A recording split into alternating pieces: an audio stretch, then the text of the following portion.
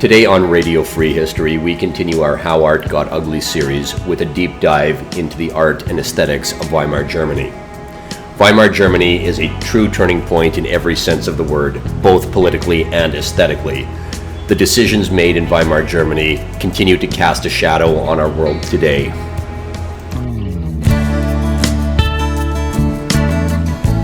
Hi guys, this conversation ran a little long, close to 5 hours actually. It was a great conversation. We covered a lot of material, but 5 hours is a little much for anybody to digest in one sitting.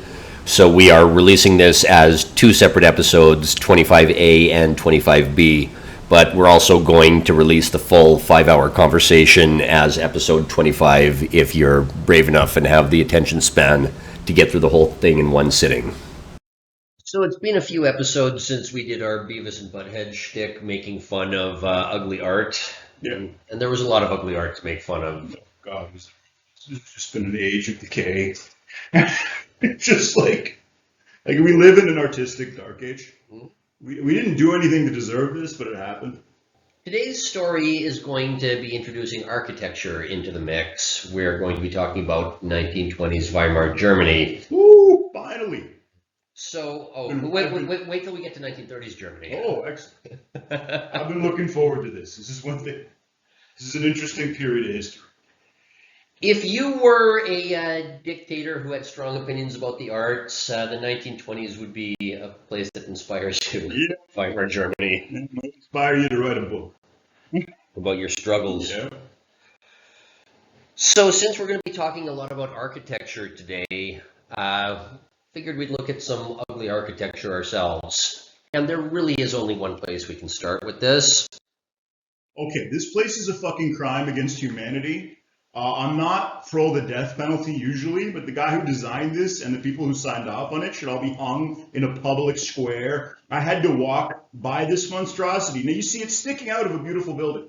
And I had to walk by this. I had to explain this to tourists. I had to explain this to people coming to visit. This is like this cancerous growth growing out of a beautiful classic building. It looks like a fucking tool shed that someone tried to build on acid. This is the Royal Ontario Museum. This is a beautiful museum filled with many of the greatest artifacts of Canada from the Victorian era. But you can't see as many of them as would be nice too, because you can't, there's walls are curved, so you can't hang beautiful exhibits on them. Yep. Yeah, so when I was an undergraduate, this whole thing was under construction, saying it was going to be some new modern architecture thing. And people thought it was ugly then, people think it's ugly now, and we're still just supposed to accept that this is beautiful? Yeah, I had to walk by this frickin' thing on the way home from work for many frickin' years. Did you get impaled by a falling icicle? I was lucky, and I didn't get fried by the... At a certain time of year in Toronto, it focuses the light of the sun. It was just very badly designed. So yeah. Oh, and this is the guy who did the new replacement World Trade Center that looks, completely unimpressive for the tallest building in Manhattan. Religion of peace, you know what to do. I'm not saying do it, but you know what to do. This building is full of a bunch of weirdly angled walls to make some stupid point. The new World Trade Center is filled with a bunch of stupidly angled walls to make some silly point. I wonder if this is a pattern here. This is done by a Polish architect named Daniel Libeskind. And let's take a look at some of the other things he's done, why don't we? I don't want to say, okay, this looks like the frickin' Sandcrawler from Tatooine and Doom. That's what Star Wars, yeah. Pardon me. The Dune Crawler, pardon me. This is the Denver Art Museum, and for a guy whose vision is to put a crystal on an old building, he seems to be milking this idea. Yeah. I'm reminded of a traveling con artist going to every little podunk town and be like, I'll teach you something. Yep. Well, let's see what he taught the people of Dublin, Ireland, shall we? Not Dublin. Oh, this is probably what's got Conor McGregor on the freaking bad way. He saw this and he realized there was no hope for civilization, and he just started hanging out with criminals. Well, I'm sure that he had a good story behind whatever the fuck this thing is, but you can't out bullshit an Irishman. In a country that like still is very, very proud of their car bombs, you Yeah. probably don't want to be building shit out of glass. I'm just saying. And by the way, for any Irish people listening, I don't say that pejoratively when I say you're a good bullshit artist. I mean, you just tell beautiful stories, even if you're making them up off the top of your head. Oscar Wilde was like, God and Blarney Stone, very gifted people when it comes to freaking limericks and storytelling. In fact, Limerick was named after Limerick. So let's look at one last thing the guy did. This is Dresden. Now, for those of you who are familiar with history, you know that Dresden suffered a huge firebombing that completely destroyed the city, killed 120,000 people. Don't worry, Yeah. Kurt Vonnegut survived. But surely that's the worst thing to ever happen to Dresden's culture, right? Well, let's look at their museum, which was blessed with Daniel Libeskind's architecture. Where's the... It's like a goiter. That's how I described it. It's a goiter on the Dresden Museum of Military History. We can't drop incendiary bombs on this. I guess it's thematically appropriate for the Dresden Museum of Military History. Yeah. Well, guys, we got fucked again. Well, there's a better Dresden Museum of Military History, though, and it's called Dresden. Yeah. We have to rebuild everything. Yeah, this is the extra wrinkle to our How Art Got Ugly story that we have to address as well. How the fuck did architecture go this way? It's hard enough to explain why Picasso got famous drawing anatomically incorrect women with like 2 eyes on one side of her body and 2 tits on the other. But like now we have to explain this shit as well. There's something very fishy going on here. Well, Daniel Libeskind is not the only bad architect out there, so let's look at some other architecture that pollutes the otherwise beautiful landscape and culture in Europe. Why don't we? This is the Centre de Pompidou in Paris. This is not under construction, by the way. I was gonna say this is like because this looks like Paris. If you actually go, like this, a lot of it's getting restored or under construction at any given time. But like, yeah, this looks like just Like, what's scaffolding. this? Like, got an elevator on the outside of it? I was inspired by all of the reconstruction that we have to do to keep Paris from sinking into the catacombs. I can't even say anything. I can't even come up with anything to say about this. It's just so ugly on its face. It'll be nice when it's done, I guess. That's all I can say. Is it suggests we should be collectively ashamed of ourselves, this species. You think of Paris as being such a cultured place, but now I'm starting to rethink that. Now I understand why the English hate the French so much. So let's look at what else the great architects of Europe have decided to bless us with in the last half century or so. This is the Euronews building in Lyon. What the fuck is this? It looks like Mr. Lady's glasses. Yeah, I know. Is this On the glasses? Is this like my eyes are up here? These are tits? I don't know what they are. It's something horrible. It hurts my eyes. It's deeply offensive. Yeah. To every one of my visual receptors. I just can't deal with this. It's like a freaking ulcer. Like I said, it's the Euronews building, and I mean, I know that in the liberal democratic West, it offends us in some way to bomb a news building, but fuck it, I'll make an exception for this. Even if it looked like a normal building, just that color. That color alone is obnoxious. They just build something even uglier. That's the problem. Yeah, you're not wrong on that. Let's look at a quaint town in the Netherlands, why don't we?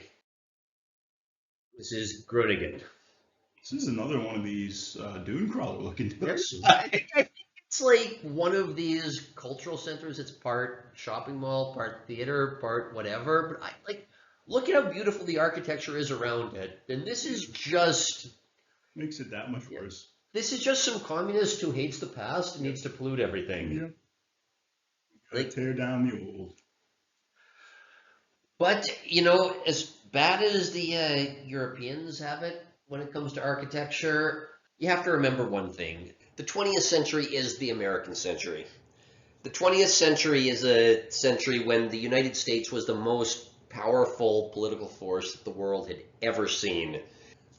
Usually when you have a powerful empire, what do? How do they assert their influence? They do it with architecture. You know, the Romans, they would move places, they would build aqueducts, they would build huge Roman columns everywhere to remind the locals of who colonized them. The British, there's huge train stations that are still preserved in India and in the various other places that they colonized, right? It's a big deal. The British train station is still like a big deal in Kuala Lumpur. Yep, and Mumbai as well, a lot of these places. So you would think that during the American century, the Americans known for, let's say, not being subtle in a lot of ways, you'd think that the American century would be filled with the most impressive architecture you've ever seen. In actuality, like, you got stuff like this in the mid-century. This hurts my eyes. Like, what is this? Again, it looks like a really poorly designed defensive works. Yeah. Like, this is Boston City Hall from 1968. It was part of like an urban renewal program. Now, Boston's old City Hall was nice old New England architecture. What is this? This looks like a building that's been half blown up, like that you'd see in Ukraine or Syria or something. Like it's been shelled. The outside fell off, and you just see right into the rooms. Like, or it looks like an old like 90s, early 2000s video game where something didn't render properly. Yeah, once you're really we only have so many bits, guys, to do the background. So. And it's the brutalist. Yeah. And I just want to point out that the concrete, the dogs pee on it and dissolve the concrete slowly. Yep. So you gotta stop building. Well, but again, so this was for whatever reason the way that the Americans wanted to assert their power, assert their dominance. This is their show of dominance in the mid-century when nobody could touch the Americans. They wanted to build a bunch of stuff out of unpainted concrete. That was not even painted. You see, there's a couple of stains right in the middle there. Mm-hmm. Like, it's not truly modern architecture unless there's streaks and stains on it for some reason. That seems to be the calling card of it. If I was to write like a dystopian novel, I'd make the architecture look like this. But this is just one building, right? One data point can always just be an artist's acid trip. Let's see what else came out of the United States in the mid-century. Okay, now I'm starting to see a pattern here. So ugly. Well, just look at the weathering along the edges on the top there. It's starting to turn black. It's upside down. Yeah. Why would you build an upside-down building? I don't get it. Well, this is Dallas's City Hall, and you'd think that if you're working for the government, you would at least want to put forth the image of something utopian or something big and grandiose. Like, what does this inspire? This looks like a piece of industrial equipment, like a corrugator. Yeah, for the... You're going to work in a box factory. This is to inspire you, kids. I guess if you're going to be a bureaucrat working at Dallas' City Hall, maybe that is appropriate, but still, like, there's lots of city halls in the world that don't look like this. Yeah, our city, our old City Hall was great. At least it got blown up in that movie. Or the new City Hall got blown up in that movie, Resident Evil. Oh, I didn't even know that. Yeah, I haven't seen that movie. Yeah, a lot of... It's ugly. Yeah. The old one's beautiful, though. Yeah, I haven't put Toronto City Hall in this, maybe because I just subconsciously wanted to hide our shame. Yeah. But, no, the Royal Ontario Museum is our shame. Yeah. But, yeah, the City Hall is pretty terrible, too. And it's the same brutalist shit as well. Like, a weird geometric shape and unpainted concrete. We had a mayor who was smoking crack and got caught, and I was still more ashamed of the new City Hall than I was of the crack-smoking mayor. So let's see what else the United States gave the world in the mid-century. This is not the Eiffel Tower. No, and even the Eiffel Tower isn't like an old Victorian building. Like, let's just go through this one by one. The one in the top left is the Geisel Library at the University of California, San Diego. Okay, you've stacked glass upon a bunch of raised pillars, but like, what's the point? Like, again, a library is supposed to be, a building where it's like warm and welcoming, where you want to read books. That looks like the bad guy's lair in a movie, in a superhero movie. Yeah, it looks like Cloud City. Yeah. It looks like, or like a really ugly mushroom. Yeah, where you go to get betrayed by a black guy. Yeah, exactly.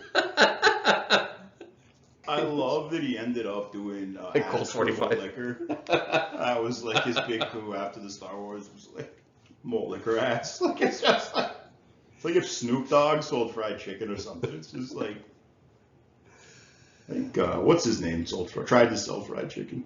The crackhead one. What was the hype man? Flavor Flav? Yes, Flavor Flav went to Detroit. Speaking of freaking disasters, and opened a fried chicken place, and like didn't pay any rent.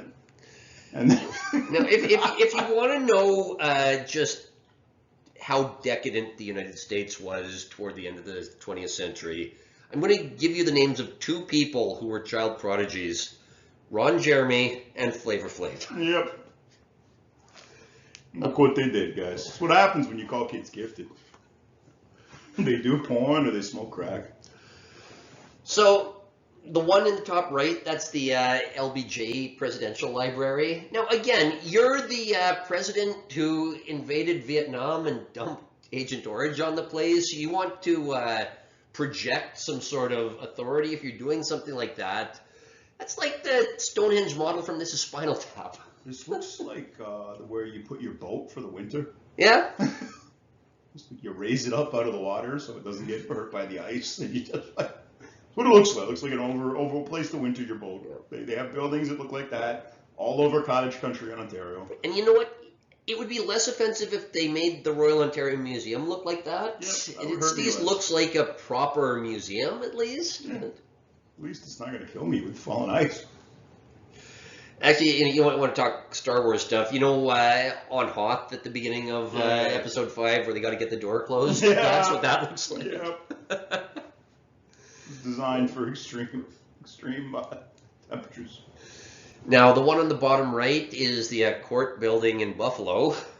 Okay, you imagine you're some poor guy, you got to go deal with your parking tickets, and you got to go into this monstrosity that you know was funded by the parking tickets that you got to pay.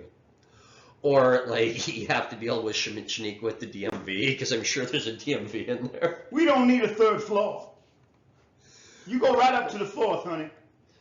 Well, it's like just, again, you think of the American century, you think of American architecture. I kind of think of a big slab of concrete where Shaniqua works, whether it's at the Social Security office or the DMV or whatever. I got double points because I'm black and a woman. For everything, like the Americans put a man on the moon. That's how big they think. Why the fuck doesn't their architecture reflect that? Well, just like imagine pitching this. You're like, okay, guys, I got an idea. We're gonna have a building missing a floor. Just randomly in the middle. Oh no, I'm talking about the one on the bottom right. That's Oh God. It's like again, it looks like something out of like a Halo villain. Yeah. Would live there, or like you have to go in there and kill the aliens or something. Like it's. Well, just, I look at a 20-story building downtown, you know what I think? This place should have no windows. Yeah. That would make that place more warm. Isn't it like the Ministry of Truth have no windows in the freaking yeah. No, the one in the bottom left, the one that's missing a floor, that's the Hotel Marcel in New Haven. Oh, God. And, like, again, what's the point? What is the fucking point of that building? Yes, you can build a concrete slab with cantilevered floors, but what's the point? Yeah. And it's unpainted, and they're all unpainted. They're all weathered. You can see stains on all of these buildings. And a lot of these weird little angles, they create wind tunnels. Yeah. As I've learned living amongst this architecture in Toronto. If you're in California, that's great because you need a breeze to keep you cool. If it's February in Toronto and you're in a wind tunnel. But there's one other thing we really need to talk about. Now, every art history lecture or documentary, at some point it talks about Mark Rothko. He's the guy who painted like the rectangles of solid colors. It's easily my least favorite kind of painting. Well, we'll be talking about Rothko in a couple of episodes, but you know, he just looks like he did stuff with a paint roller in 15 minutes, and everybody talks about how he is a genius or a visionary or whatever.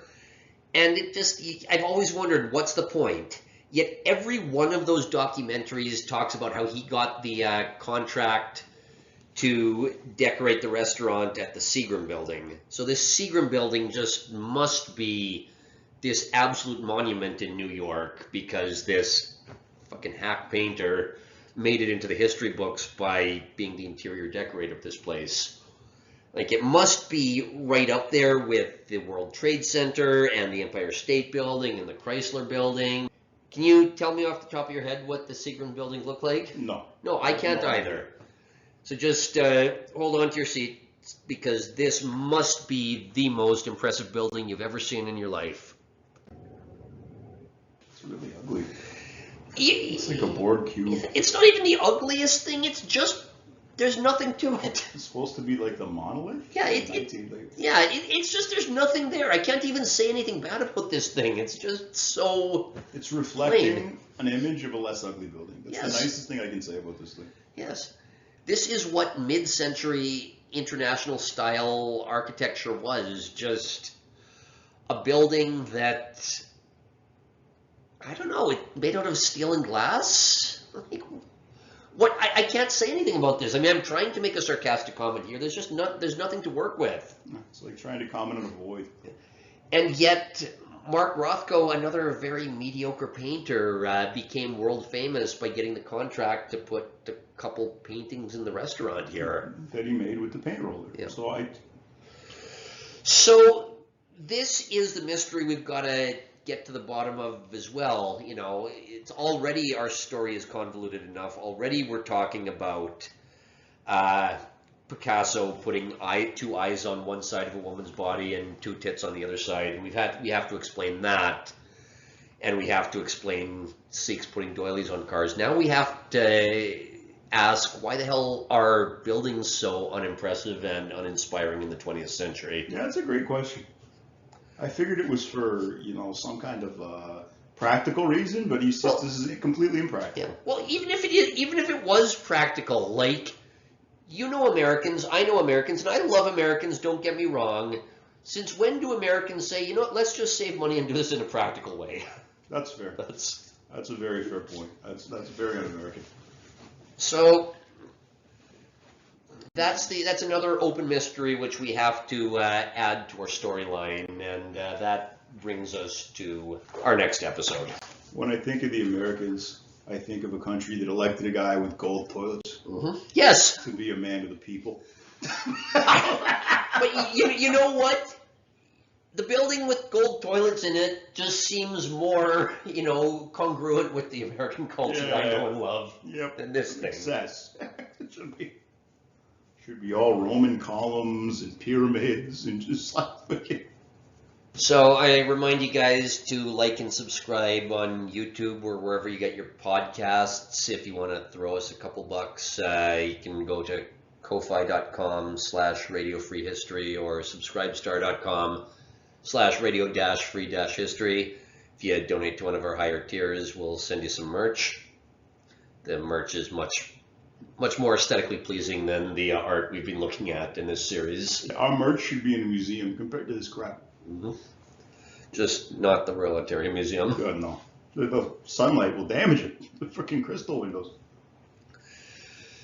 So when we last left off, we were looking at art in the 20s, and it turned out there was just so much about the 20s that underlies our current culture that we couldn't fit it all into one episode. A lot freaking happened in that decade. Well, I didn't know a thing about this when I started this series. I thought it was just going to be a gimmick episode, but, so much of this art turned out to be propaganda, so there's a lot of story to tell. Because there's a lot of political context behind everything we talk about, which segues right into Weimar in the 1920s. I'm not the dumbest guy, and I'm still consistently shocked by how much propaganda has affected my view of the world. The more I learn, it's just fascinating. Yeah, so like I said, it's going to take us 4 episodes to get through the 1920s. Plus, we also had a bottle episode about the water lilies, Monet's water lilies, which was technically a 20s episode as well. But we said a couple episodes ago that we're going to do this in 4 parallel storylines, like the movie Rashomon, like the old Japanese movie, where some incident happens out in the woods and every character has a different recollection of it. This one's for you, Weaves. Or fans of King of the Hill. Yeah. In fact, every sitcom in the 90s had one Rashomon episode. It's like they build your own adventure. There's just certain tropes that just... Yeah, so we've done 2 Rashomon episodes already. One was on Rome, one was on Moscow. I suggest you go back and watch those because we're going to be referencing those, and some of the characters from those episodes are going to make a cameo here. One of my takeaways was, however bad things are in Western Europe, they're much worse in Eastern Europe. That's just a general rule of everything. My takeaway is it doesn't matter what time period you look at, Russia's just a disaster. Yep. No, absolutely. Top to bottom. Dysfunctional society. Yeah, so today's Rashomon episode, it's about Weimar in the 1920s, and this is where it gets interesting, because the interwar period, it's a time of dictators, and in Germany, it's going to elect one of them in the early 1930s, who we all know about. You know who I'm talking about, guys. If you don't, you shouldn't be watching a history podcast. And this guy, he has some strong opinions about the arts. Does he ever? I made it clear on our World War II episodes that Hitler is just a crappy theater kid. Mm-hmm. And that this is, the reason that you bring that up is because this has, things follow from that. Well, yeah, 1920s Weimar Germany was the golden era for failed artists, as we're going to be seeing here. as I think also is our own age. Oh, yeah. I suspect. We're talking about the 20s today, so we're not going to talk about Hitler till we do our episode about the 30s, but there's a lot of stuff that happens in the 20s that just sets the stage for his grand entrance in 1933. Now, I've said in the last couple of episodes that it seems like our culture stopped around 1925. Here's how much of an inflection point that was. In 1924... this unsuccessful painter was in Landsberg am Lech prison writing Mein Kampf. And oh, you were just dictating it that. Okay, fair. Well, in that book, he talked about the culture of Germany falling victim to Kulturbolschewismus, or cultural Bolshevism, which is probably better translated as artistic Bolshevism. Now, let's take a look at the cast of characters that was in that prison. Name this band. Second from the right, that's Rudolf Hess. You know how like every group of nerds has one guy who's just a little bit retarded, but we still, we appreciate him for his encyclopedic knowledge of one subject, one really obscure subject. Yeah, that's Rudolf Hess. Just look at him. Oh, God, that guy. He's a funny-looking man. Also, if you had to look at this group of 5 individuals and ask who was most likely to be a genocidal dictator, I think you get it right. Yeah. 10 times out of 10. Yeah, these are... He seems like a guy with intense opinions. Does he ever? Yeah, just as in Russia, Germany has 2 contrasting decades. The 1930s, it had a very conservative, traditional aesthetic, meant to propagandize the lowest common denominator. That's when you got stuff like this. This is a painting commemorating the beer hall putsch with Hitler in the middle looking heroic and brave. It's not quite the most historically accurate account of what happened on that fateful night. There are differing accounts, but most likely what happened is Hitler fell down and then ran away. Yeah. He was not standing defiant against a group of Weimar policemen. No.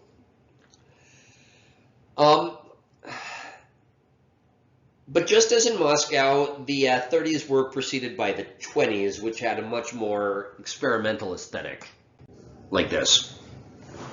I am again reminded of Adult Swim. Yep. All three of these could be part of a pitch for a 15-minute cartoon series appealing to stoners. Yeah. Like the one on the left is The Family of Painter Adelbart Trilhas by Otto Dix. That even sounds like an Adult Swim cartoon. Yeah. Sounds like somebody with an English degree and well-connected uncle was able to pitch this cartoon. But you see, the aesthetic is much less realistic and much more, I don't know, conceptual or grotesque, or what's the word you want to use? Psychedelic. The one in the middle is called The Iron Bridge by Max Beckmann. It was supposed to be Frankfurt. And the one on the right, it's also by Beckmann. It's called Galleria Umberto. Look at, like, the kid looks like Hess a little bit. Yeah, I know. Is that supposed to be the German Addams family? I don't know. Yeah, something's up here. Reminded of the oblongs.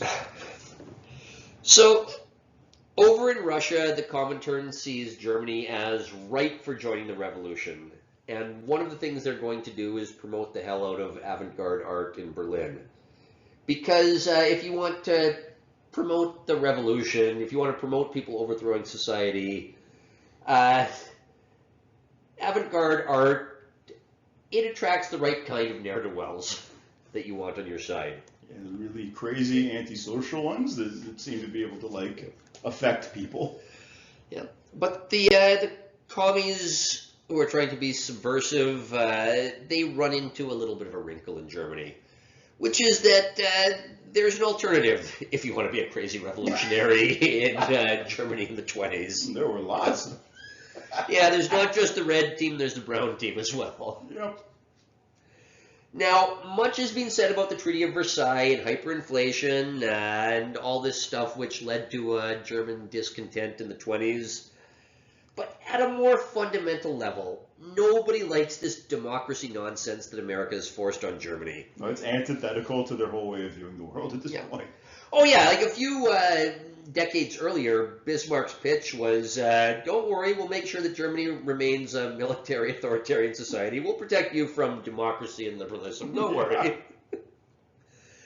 And so this is a group of people that that's not terribly, genetically suited for democracy in the first place, let alone a democracy run by a senile 80-year-old chancellor. And a deadlocked parliament. So, this world that is now safe for democracy, thank you, Woodrow Wilson, in this world, the real question is how best should we get rid of this nonsense, communism or National Socialism? Yep. It was whittled down eventually to those two options when people got really hungry. Now, I'm hoping that this doesn't get our podcast banned, but I'm going to read an excerpt from Mein Kampf. The great irony of neo-Nazism is that you end up on certain government lists if you go to a public library and check out a copy of this book. But most neo-Nazis, they talk about how they tried reading it, Mein Kampf, and couldn't get through it because it was too boring and they didn't have the historical context. No, they couldn't. They can't read. These are people who can barely frickin' sit through a Screwdriver album. Like, they could not read a 900-page book. I knew several people in the punk scene days that might be described in those terms, and none of them were reading a book that wasn't written by frickin' Robert Munch. So again, the irony is that if you're a history nerd, it's not a terrible source for getting a synoptic account of what was going on in Vienna and Berlin. And what's going to happen. Yep. I'm just saying, yes, boys and girls, if you have followed the story of art so far, you are now cultured enough to appreciate Mein Kampf more than any neo-Nazi can. Congratulations, guys. It's a big moment. So, just to be clear, before some Fed puts us on a list and before some mod bans us from YouTube, I read Mein Kampf because it's an important primary document for understanding avant-gardism in 20th century art. I am not saying that you should pick up a copy of Mein Kampf, read it cover to cover, and be amazed at how similar it is to our current culture. I am not saying that. There are definite parallels that you're going to notice. We never set out to say anything. It's just what we find. Yeah. I am just talking about what he said about the state of the arts in 1924 because it's going to affect his decisions about the arts when he comes to power in the early 30s. But if you want to go back to the source, it's chapter 10. So what did Hitler have to say? At the turn of the last century, a new element began to make its appearance in our world. It was an element which had hitherto been absolutely unknown and foreign to us. In former times, there had certainly been offenses against good tastes, but these were mostly departures from the orthodox canons of art, and posterity could recognize a certain historical value in them. But the new products showed signs, not only of artistic aberration, but of spiritual degeneration. Here, in the cultural sphere, the signs of the coming collapse first became manifest. The Bolshevization of art is the only cultural form of life, and the only spiritual manifestation of which Bolshevism is capable. Anyone to whom this statement may appear strange need only take a glance at those lucky states which have become Bolshevized, and to his horror, he will there recognize those morbid monstrosities which have been produced by insane and degenerate people. All those artistic aberrations which are classified under the names of Cubism and Dadaism since the opening of the present century are manifestations of art which have come to be officially recognized by the state itself. This phenomenon made its appearance even during the short-lived period of the Soviet Republic in Bavaria. At that time, one might easily have recognized how all the official posters, propagandist pictures, newspapers, etc. showed signs not only of political, but also of cultural decadence. About 60 years ago, a political collapse, such as we are experiencing today, would have been just as inconceivable as the cultural decline which is manifested in Cubist and Futurist pictures ever since 1900.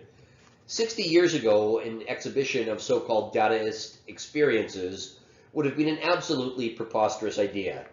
The organizers of such an exhibition would then have been certified for the lunatic asylum, whereas today they are appointed presidents of art societies. Now, you know who that sounds like?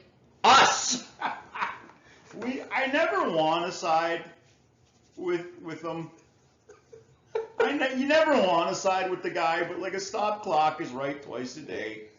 The thing is, when he's talking about the arts, he's maybe not a stop clock. I'm just saying. When he's talking about the arts. Only when he's talking about the arts. Not about anything else, to be very clear. But yeah, when he talks about the Dadaist experiences, which he just hates everything about them, is that any different than fucking the doily on the cars or Lotus King? No, it isn't. In fact, you recognize it exactly when you read what he's talking about. You can pretend you don't know what Hitler's talking about. You can pretend, oh, this must have been a different time and place. No, no, no. If you really look at the art we've been going over the last couple of episodes, you know exactly what the mustache man is talking about. Yeah. You just have to be honest with yourself on that one. But the first question is, what is this Soviet Republic in Bavaria? Again, a lot has been written about the World War I peace settlement, the Treaty of Versailles, etc., and how the Americans were not going to let the Austria-Hungarian Empire continue. The American Protestant ruling class was riding high on their latest utopian scheme called progressivism, or progressive Christianity. And in 1909, Herbert Croly had written The Promise of American Life, and one of his brilliant ideas went as follows. The French had a revolution which was based on universal principles for all of mankind, and it was an absolute disaster. Then the British decided to just mind their own business and focus on making an empire run properly, and it turned into the greatest empire that the world had ever seen. But we're Americans, and now that we live in an industrialized society, our country is based on academic principles. Our country is based on Enlightenment philosophy. So you know what? If we try what the French did, it'll work this time. Trust the experts, folks. Yeah, that's his actual argument. Yeah, cue the Curb Your Enthusiasm music. He also talks about industrialization giving the Americans a chance to, quote, rethink democracy. For any Americans listening, you are not living in a democracy that was put together by your founding fathers. You are living in this new and improved, rethought democracy from the progressive era. That's why, after practically never amending the Constitution, except during the Civil War, you get 4 amendments in rapid succession. You get income tax, you get an elected Senate, prohibition, and universal suffrage, i.e. letting women vote. This is the America you know today. That's why you make such a big deal about people like Susan B. Anthony. And you know what? And you know how a grad student will write a PhD thesis on some ridiculous, untested theory, and then some government bureaucrat is going to implement it as policy, no questions asked? Yep. Happens in the education world a lot. Oh, God. Well, the American entry into World War I is kind of the first example of this. Because Crowley's essay, it's from 1909. In 1912, Woodrow Wilson, a self-styled progressive, gets elected president. And progressivism isn't just going to be about the US government implementing ridiculous ideas coined by a bunch of sexual degenerates in Greenwich Village. As soon as these ideas are on the page, the Americans are going to start forcing them on other countries. And what better way to do that than to jump into World War I and give every European country these new and improved democratic ideas. So began the 100-year streak of Americans jumping into foreign conflict so that they could let university professors write policies which had disastrous results.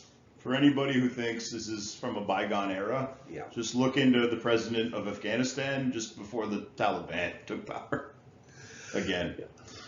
I have a low bar for the ruling class, and yet I was shocked to discover that they put an archaeology professor in charge of Afghanistan. It would be like Indiana Jones. Yeah, like, not like some warlord. That's who I would put in charge of Afghanistan. I would find the toughest opium warlord, and I would just give him all the guns and weapons. And then I wouldn't give him bullets if he didn't do what we said.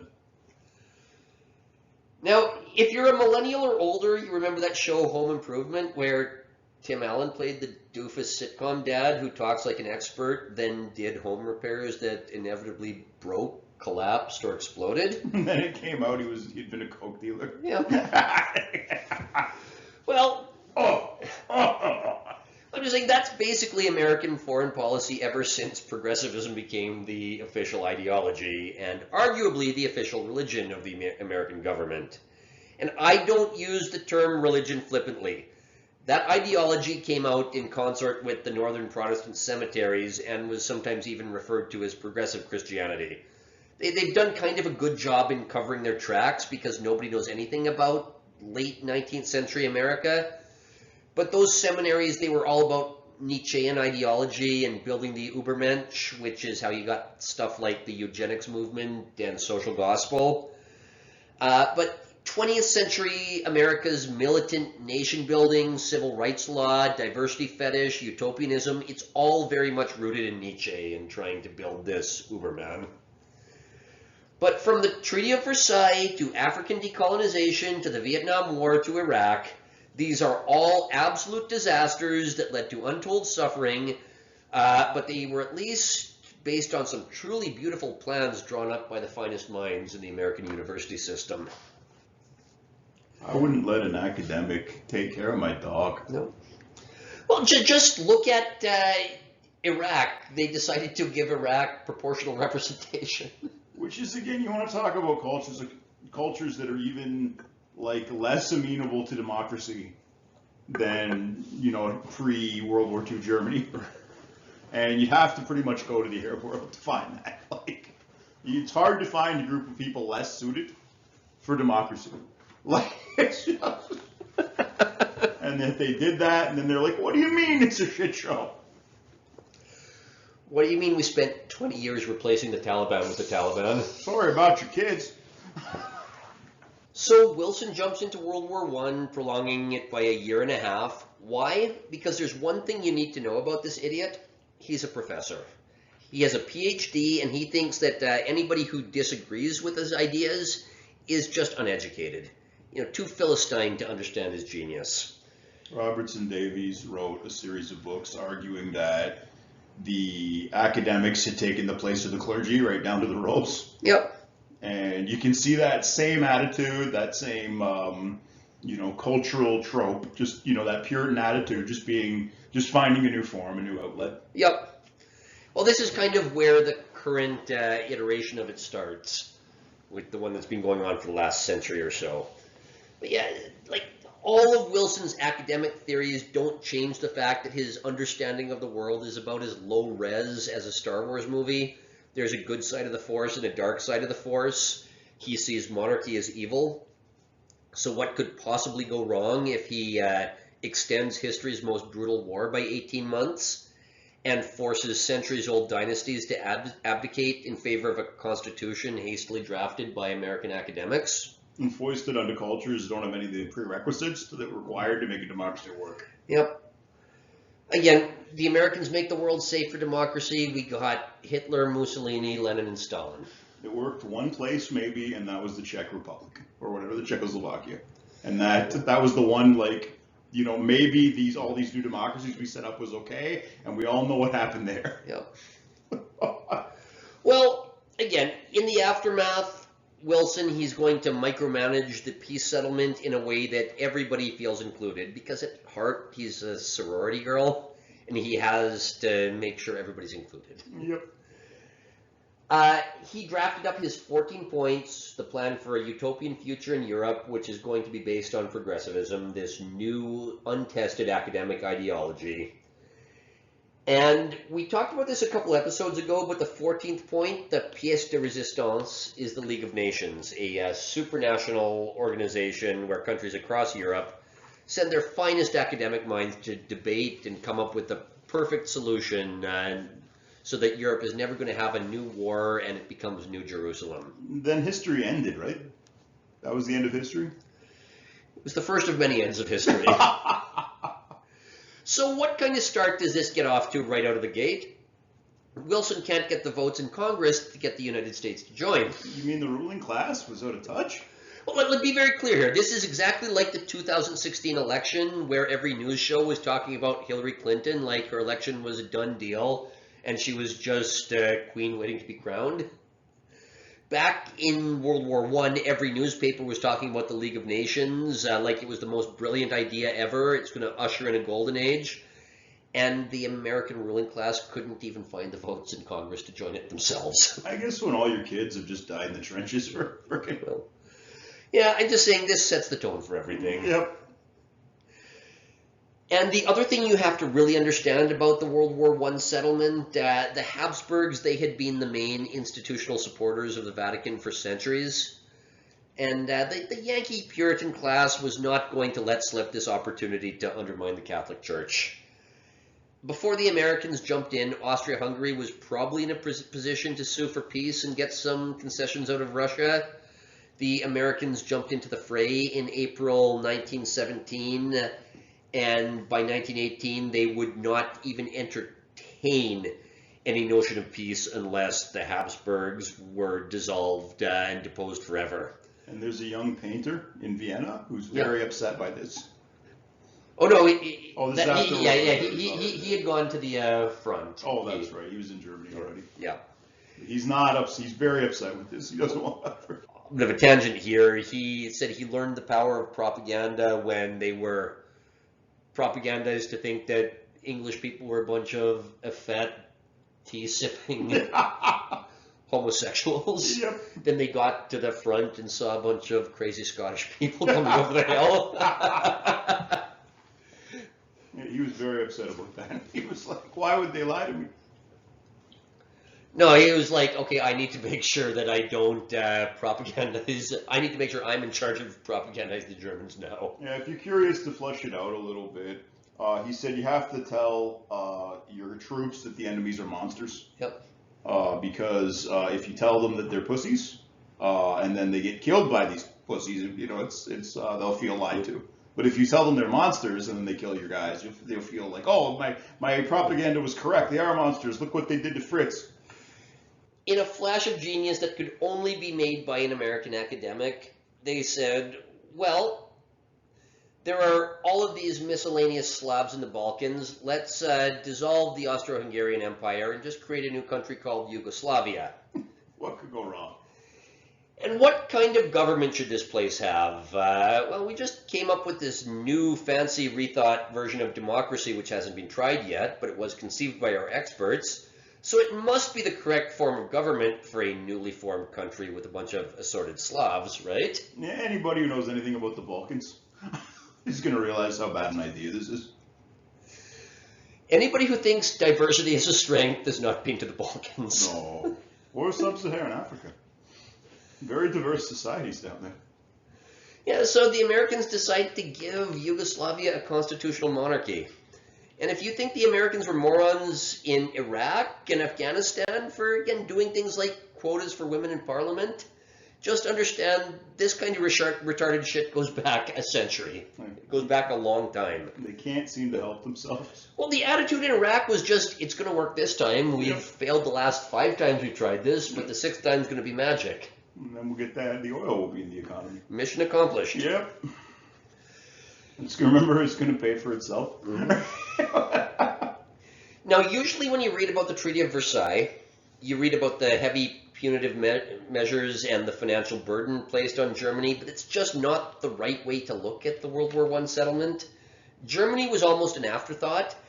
The number one priority was just wiping the Habsburgs off the political face of the earth, that they kind of had to put the blame on Germany because Germany was just the biggest country left.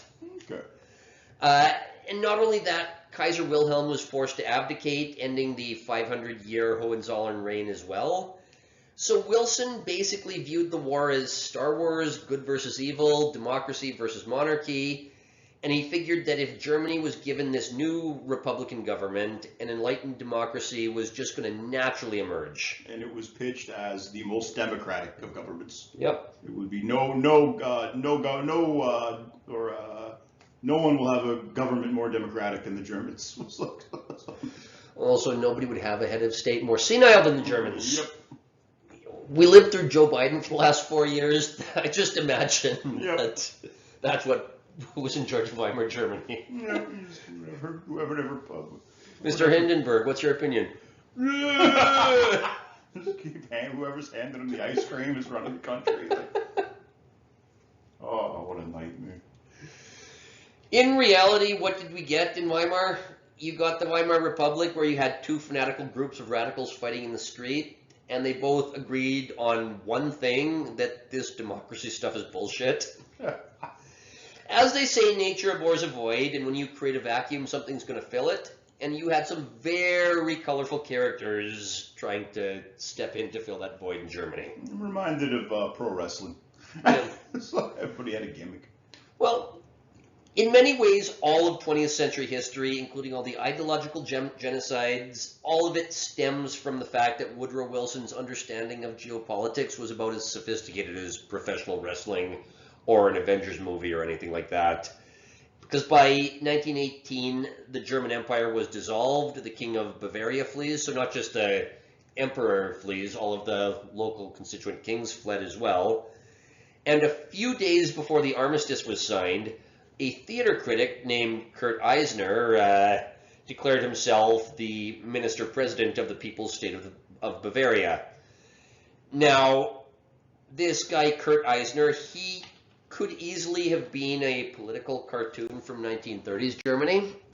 Oh, wow. Oh, God. That's so okay. We don't need to check out the early life Wikipedia of this guy. Well, yeah, I can picture this guy being a theater critic. I can picture this guy telling you that your play is horrible. He looks like the merchant meme. Yeah, he kind of does. So, again, he declared himself minister-president of this new people's state, as you have a unique opportunity to do when your empire is collapsing, especially when it's collapsing under foreign pressure from American fanaticism to implement a democracy. And this guy, he's going to run Bavaria based on the enlightened principles of democracy, self-governance, and socialism. But unfortunately, democracy, self-governance, and socialism don't feed anybody. Nope. 2 months later, they decide to have an election to prove their legitimacy And this guy does not do very well in that election. Then, a month after that, a German nationalist says, "Wait a second, this is Germany," and he shoots this guy in the head. So ends the first truly inspiring story of a man rising up from the masses to form a government by the people for the people. So we have a power vacuum again, and within that ensuing vacuum, all of the radicals decided to band together, including many of these weird avant-garde artists mentioned by Hitler in that passage, and they declared themselves the Bavarian Socialist Republic. Now, the first thing you have to understand about the Bavarian Socialist Republic is it is a note-for-note parallel of Chaz in Seattle in 2020. Yeah, I can see that, yeah. Both lasted about 4 weeks. Both got about half a dozen people killed. Both were started by people who were oddly obsessed with promoting their creative projects. In both cases, a violent thug took over within about a week. And in both cases, the cops showed up at the end and said, "All right, kids, we're done here." Yeah, show's over, folks. The difference is that all accounts of the Bavarian Socialist Republic came to us through academic accounts, which made it sound like these were ideologues and rugged warriors fighting to carve a new revolutionary republic out of the chaos. Chaz, on the other hand, had cell phone cameras. Yep. And we had a full record of just how these people couldn't put on a pair of pants without taking anxiety meds. Remember their little garden? Well, yeah, the rise and fall of the Third Reich describes the Bavarian Republic like it was some sort of weird artist colony, and that totally tracks with Chaz. Yep. The first leader is a Jewish anarchist playwright named Ernest Toller, who is great at writing plays that don't follow the traditional rules. He is not so great at governance in the real world. Oh, great.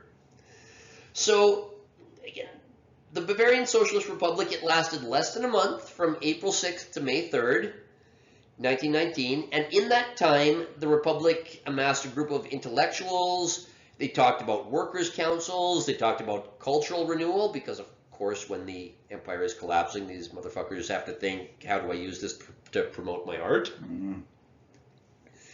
And what do you think happened? We know what happened. It devolved into a bunch of infighting between the communists and the anarchists. It's like Spain. Now, I'm not talking about like years into some republic. I'm talking 6 days in. A guy named Eugene Leviné, a Jewish Bolshevik, he leads a coup and kicks out Toller, saying that Toller is too idealistic and turning off the peasants and the moderates. Toller says, "All right, you can be leader, but can I still write your propaganda?" This is the kind of people we're dealing with here. That must have been an interesting conversation. They went to theater camp together. Yeah. We know what these people are like. Yeah. Also, within the first week, they declare a Red Army, knowing full well that the Weimar Republic is going to send in their army and they're going to have to fight back. So on Leviné's third day, so 9 days into the Republic, they announced that they're nationalizing the banks, the factories, and the newspapers. Now, these are some very unreliable narrators, but they claim to have recruited 10,000 people into their Red Army by the 9th day. But the problem is they lack things like discipline or weapons. Yeah. And on Leviné's fourth day, again just 10 days in, they start taking a bunch of hostages, accusing them of being counter-revolutionary. So they just make typical communist playbook, just right. Just by the numbers, communist shit. Well, by April 21st, 2 weeks in, they're struggling with food shortages and the turtle's descent. Speaking of the garden. There we go. And Toller decides to start giving speeches urging unity against external threats. And a few days later, the Weimar army just rolls in. But, since they have all these hostages, just in the kerfuffle, 8 of them get executed. Oh, God. Now, we're dealing with some very unreliable narrators once again, but if you believe Toller, the playwright who was in charge for the first 6 days, he says he's horrified by this. Most of the revolutionaries were put in front of a firing squad, but he managed to get off lightly with just 5 years in jail, which I'm sure means he went crying to his Uncle Shlomo, the lawyer. And he probably ratted everyone else. Oh, yeah. I'm sure he sang like a fucking canary. Yeah. Guy had his own little opera in that fucking cop shop. So just as a review, in less than a month, it went from idealistic utopianism to violent communism to absolute chaos due to lack of organization to 8 people being murdered to the army saying, all right, party's over. So it's Chaz, note for note. Yep. Right down to the fact that a violent sociopath just said, all right, I'm in charge now, about 6 days in. He had a SoundCloud. Yeah. 8 people killed in Bavaria, 6 people killed in Chaz, including, the thugs who shot a car full of 30 bullets and then filmed themselves picking up the casings to hide the evidence. Yep. They were kids on a joyride. That's who they shot. Well, this is the thing. This is supposed to be about defunding the police, about saying we can create a society without policemen. So you have a bunch of patrollers pumping a joyriding car full of lead, asking, is he dead? Is he dead? You're trying to see if you can do it without cops. Well, we ran the experiment, folks. You can't do it without cops. Sorry. Well, there was also that really odd moment during Chaz when one of the leaders tried to rape a deaf girl. Yeah, it's always, History repeats itself, and I guarantee you something similar happened during the Bavarian Republic. I don't know what it was. I just know it was on that level of famous. Yeah, look at this guy. No, this guy'd already been shot. But I don't like this guy. Still, look at this guy. Yeah, in 1985, if you'd read a book on the Bavarian Republic, you would picture these people as just one side of a valiant clash of ideologies.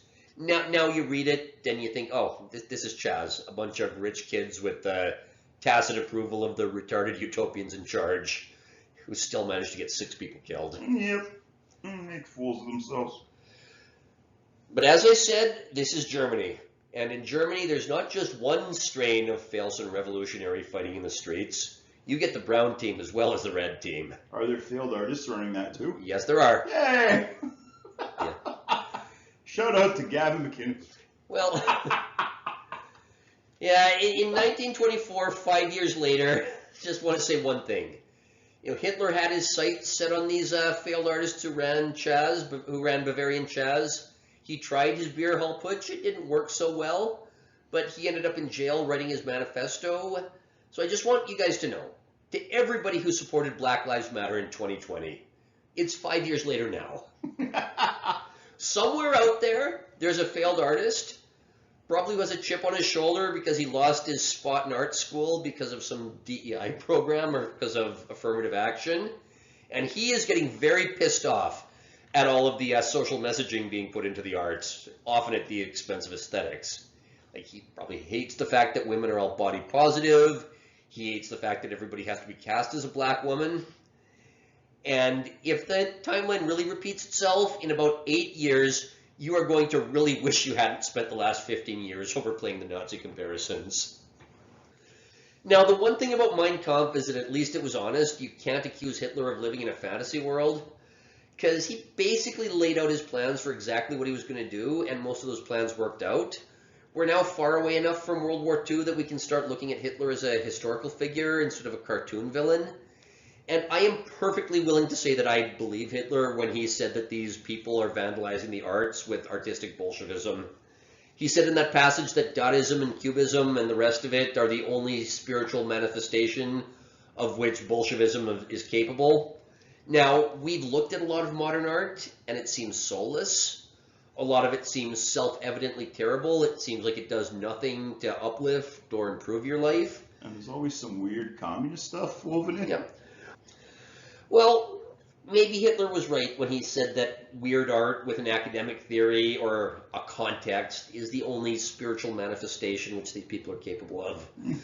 The person who still derives self-worth from his art history degree or his credentials, that's the person who sees value in Duchamp putting a urinal into an art gallery. Yep. Because he gets his self-worth from parroting the mantras about the context or whatever he learned in university.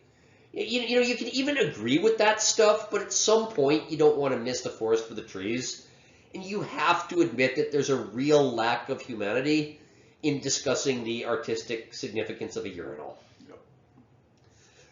Usually the overgrown teacher's pet thinks that being a Nazi is the worst thing imaginable, but it's hard to get around the fact that a passage in Mein Kampf is the best description I've ever seen of this lack of humanity. Take that as you will, especially mods who are listening to this, please take that as you will.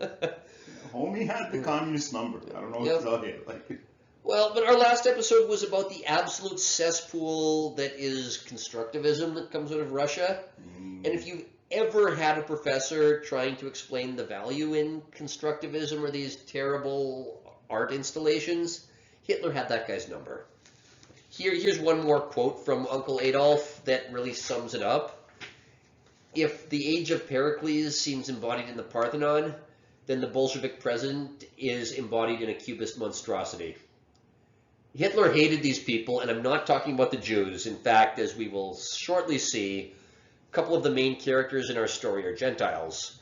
But Hitler did say something quite profound. He said that these people love their ugly art because it accurately represents the nature of someone who wants to build up a bureaucracy where you gain status by being obedient. Yeah, the party told me it's beautiful. Yep. Look at me following the party line. Yep. Modern art, it does not represent the will of people who want the world to be a testament to greatness. It represents the will of people who want status by being obedient. Yeah. So, fast forwarding a couple of years to when Hitler was in prison writing about his struggle. That was the year 1924. Now, if you've watched our last couple of Rashomon episodes, you know that this is when Mussolini was displaying his Novecento paintings in the old Renaissance style. You know that this is when Soviet Russia had said, wait, you're doing what? You're doing what kind of avant-garde stuff to propagandize the Gopniks? No. Get the fuck out of here. We are propagandizing them with pictures of peasants and the Red Army. There we go. That's my Russia. Yeah, that was called socialist realism. So what's going on in Germany? Well, in Germany you have two groups of revolutionaries, the communists and the National Socialists. And here's the thing about revolutionaries. A lot of them just want to be revolutionaries for the sake of it.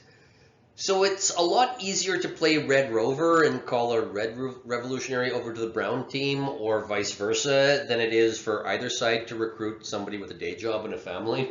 When I was in the punk scene, the radicals were like the same group. They all grew from the same malcontent population. And there was a lot of fluidity between the various groups. Yep. So as much as Hitler hated these avant-garde artists, there were lots of National Socialists who wanted avant-garde artists to be their propagandists, and there were a lot of avant-garde artists who joined the National Socialists. It was the cool thing to do. Yep.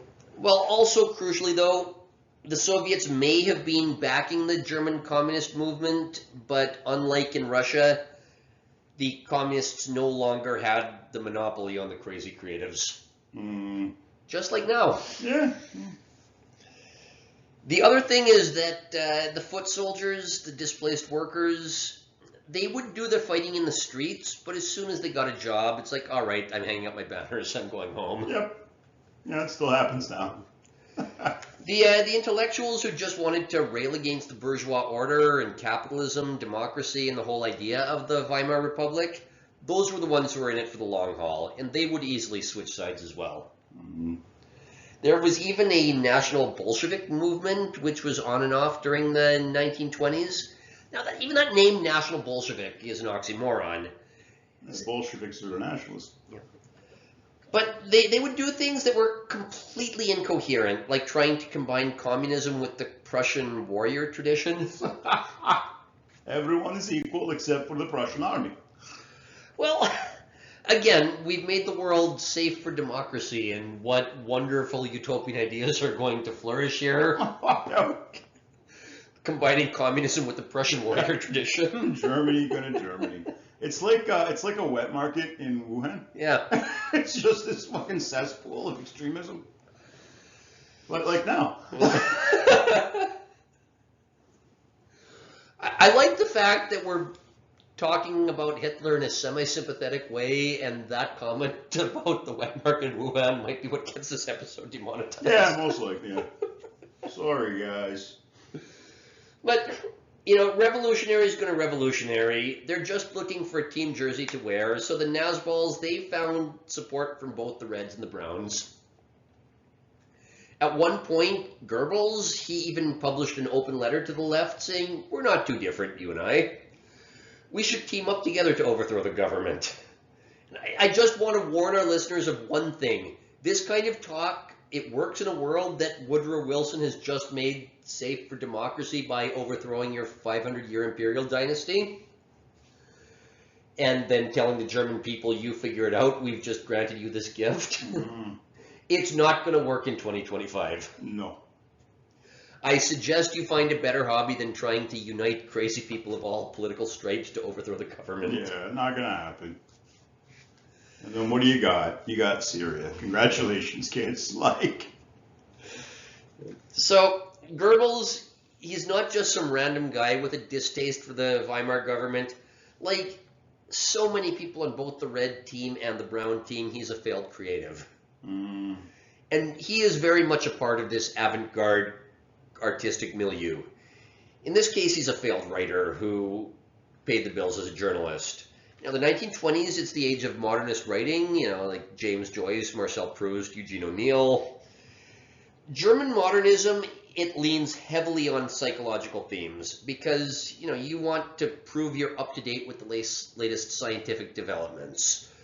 Like, of course, you can't do enough math to understand the latest theories in physics. You can't understand Einstein, but you can understand the quackery of Sigmund Freud. Like now. Yeah. So you'd prove that you're an intelligent guy, but so you would try to prove your intelligence by peppering your work with psychoanalysis. And there was just a lot of emotional intensity and distortion and offbeatness and explicit references to Freud's theories, because I guess it was a little more accessible. Freud's theories turned out to all be quackery, but they entered the culture at this time, and they're still there. They're still there, all the same stuff, like all the same weird theories about the subconscious of a very, very disturbed intellectual. And what he thought of developmental psychology, Yeah. but you still have people like, you know, arguing that like, well, he didn't really mean this, and they're like, it's like I'm reminded of somebody trying to interpret scripture, to reflect like modern, you know, discoveries. Like it's the same kind of thing. It's not just Freud; it's the fact that all of these crazy creatives were trying to worship Freud because it was the one semi-scientific thing they could understand. The king was keeping all these weirdos in line. Now, Goebbels, he was an expressionist playwright, which meant stylized dialogue, symbolism, minimalist stages, and lots of psychological catharsis. He wrote a play called Der Wanderer, or The Wanderer, where the characters spoke in poetry. Now, I really do try to find primary documents. I could not find a copy of this script, so everything I'm saying comes from a secondary source. And I apologize if I got some of the details wrong here, but I couldn't find a copy of the actual script.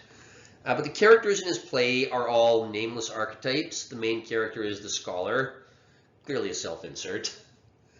Wandering the chaos, left after World War I, looking for transcendence against a backdrop of degeneracy. The characters there are the capitalist, the worker, the prostitute, the voice of faith, the voice of despair, etc., etc. Because of course there's going to be a prostitute. There's always a prostitute. Like now. Goebbels, he never found a producer, nor did he find a publisher for his novel, which is, again, his novel was about another self-insert, remaking the world through expressionism. So what was expressionism? Well, we looked at the two iterations in a previous episode. There was Die Brücke, or the bridge, in Berlin and Dresden in 1905, and then there was the Blue Rider, or Die Blue Reiter, in Munich in 1911.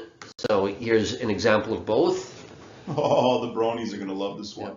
Well, the one on the left, that was the bridge, that you see the much more geometric forms and sharp edges, not necessarily realistic, just trying to get the point across. And prostitutes. And prostitutes, and the guy who did the one on the left, he killed himself when Hitler declared that degenerate.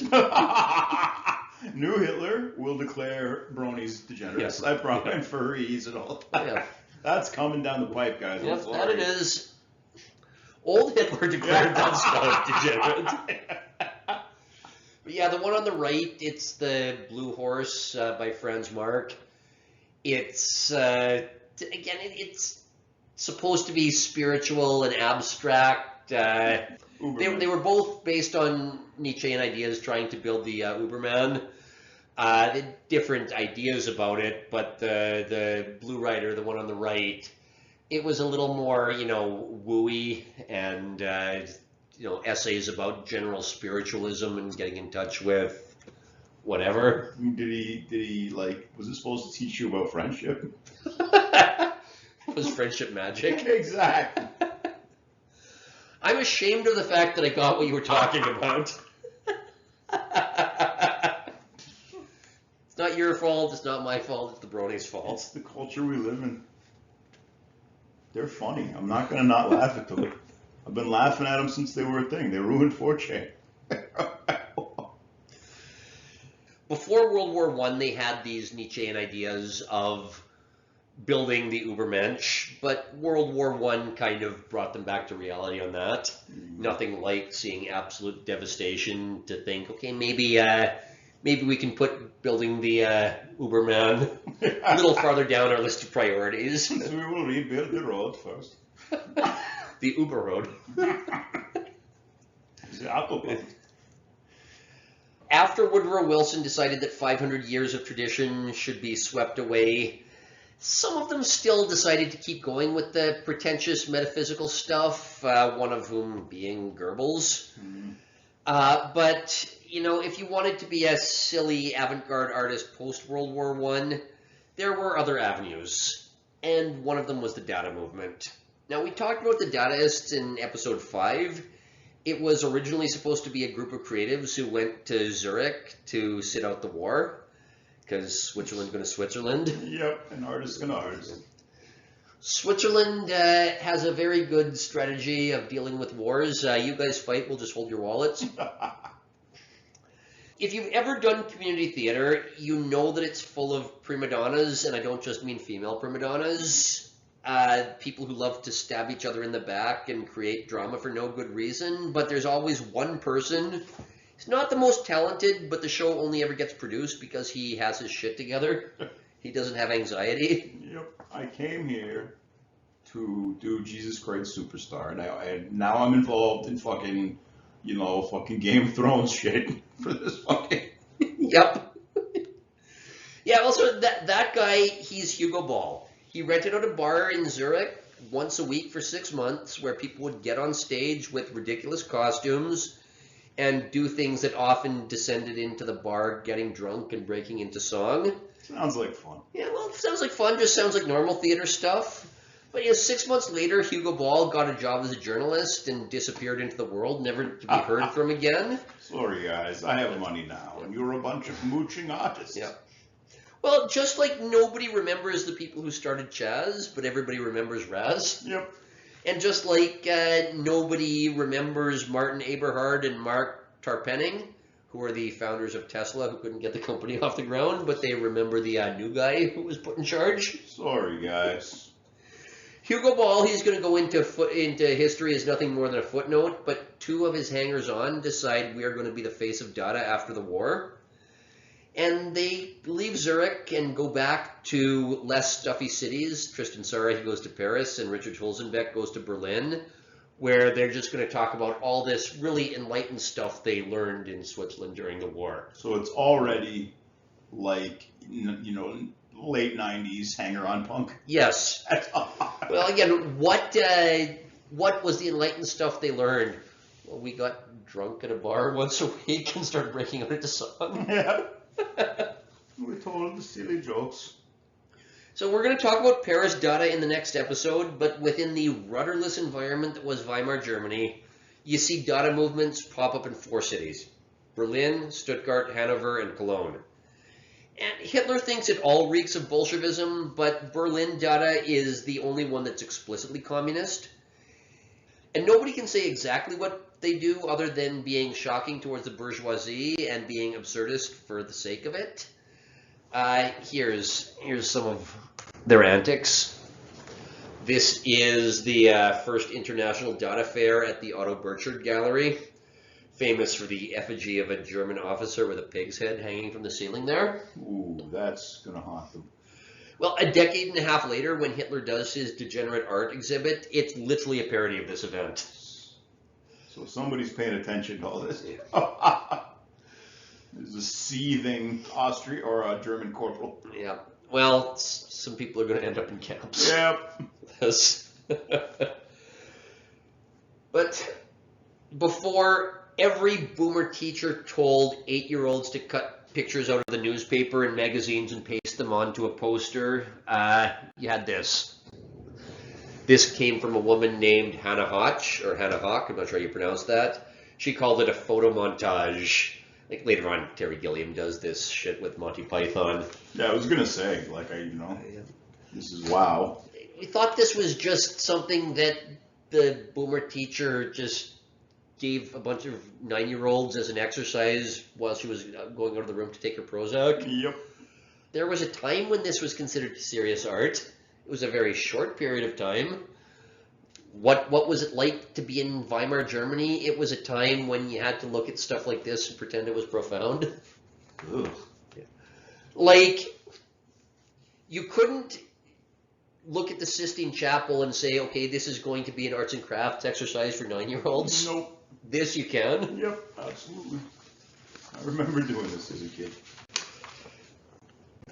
Here's the advertisement for the data exhibition. Now today this just looks like the cover of a punk album from the 70s. Yeah. But keep in mind that in the 20s you still had like printing presses with metal letter cases, and it took a lot of work to set up the press to do something like this. Yeah, at least there's effort. Yeah, there's like words at random angles and words off the grid. And, just as like with Duchamp and the urinal, this is a joke that you could only play once.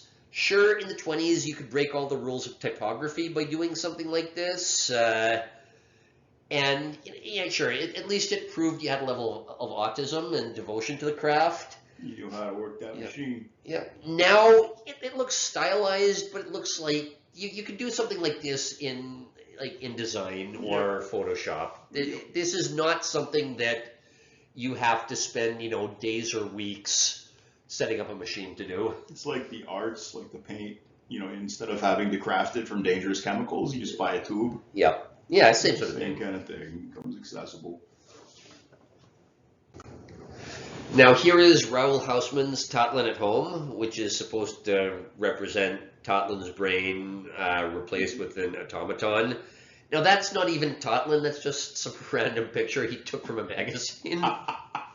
Tatlin was below the town retard, the guy who we talked about in the last episode, who made the model of the building that was supposed to look like a wedding cake that the motorcycles were supposed to drive up the side of, including during the winter. Think about how many people would have died trying to freaking... Think about how much the Russian communists would have cared. Oh yeah, 0. Yep.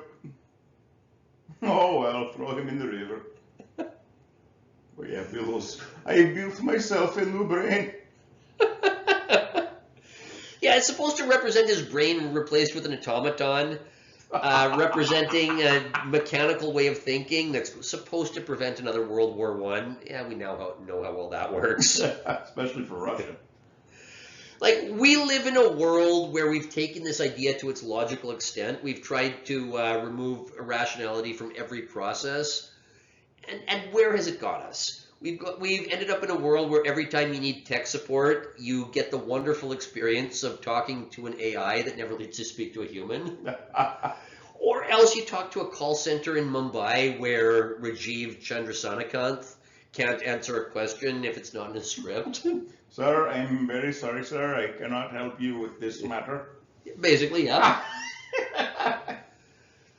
Too soon. I bought a discount plane ticket a few months ago that I had to get refunded, and they wouldn't let me refund it. Oh, God. And I wasn't even going to argue with this guy in India. No. What can you do? You're not worried. You'll sit there. What, they're paying him 10 rupees an hour to freaking talk to you. Like, they're not gonna, they're not losing that one. No. You're gonna And he's very replaceable. Yep. He knows he's replaceable if he goes off script. Yeah. So yeah, that's the reality of a world where everything's done by process and formula. But when this guy made this painting, this was still a utopian idea. This was an idea that we're going to replace somebody's brain with a machine. You'll have no robot brain. In 1920, even the most anti-capitalist, anti-bourgeois communists still had faith in the machines to fix society. If they just played with all the dials and found the right formula. But in true Dada fashion, the message is about using machines to create order and rationality, and the background is full of a bunch of random images, like ships and maps and shit, and like a detached body, a detached torso, because of course. It's always people who can't do calculus who don't want to tell me about fucking rationality. Yeah. Well, this painting doesn't exactly scream rationality. It's like it's supposed to represent rationality with a bunch of random chaos in the background.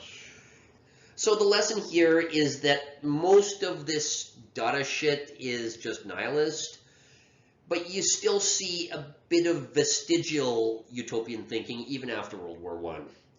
Even though Dada is about flipping the middle finger to the people who plunged Europe into the Great War, some of these people still think that the machines are going to be the answer. They're going to provide the solution to all of society's ailments.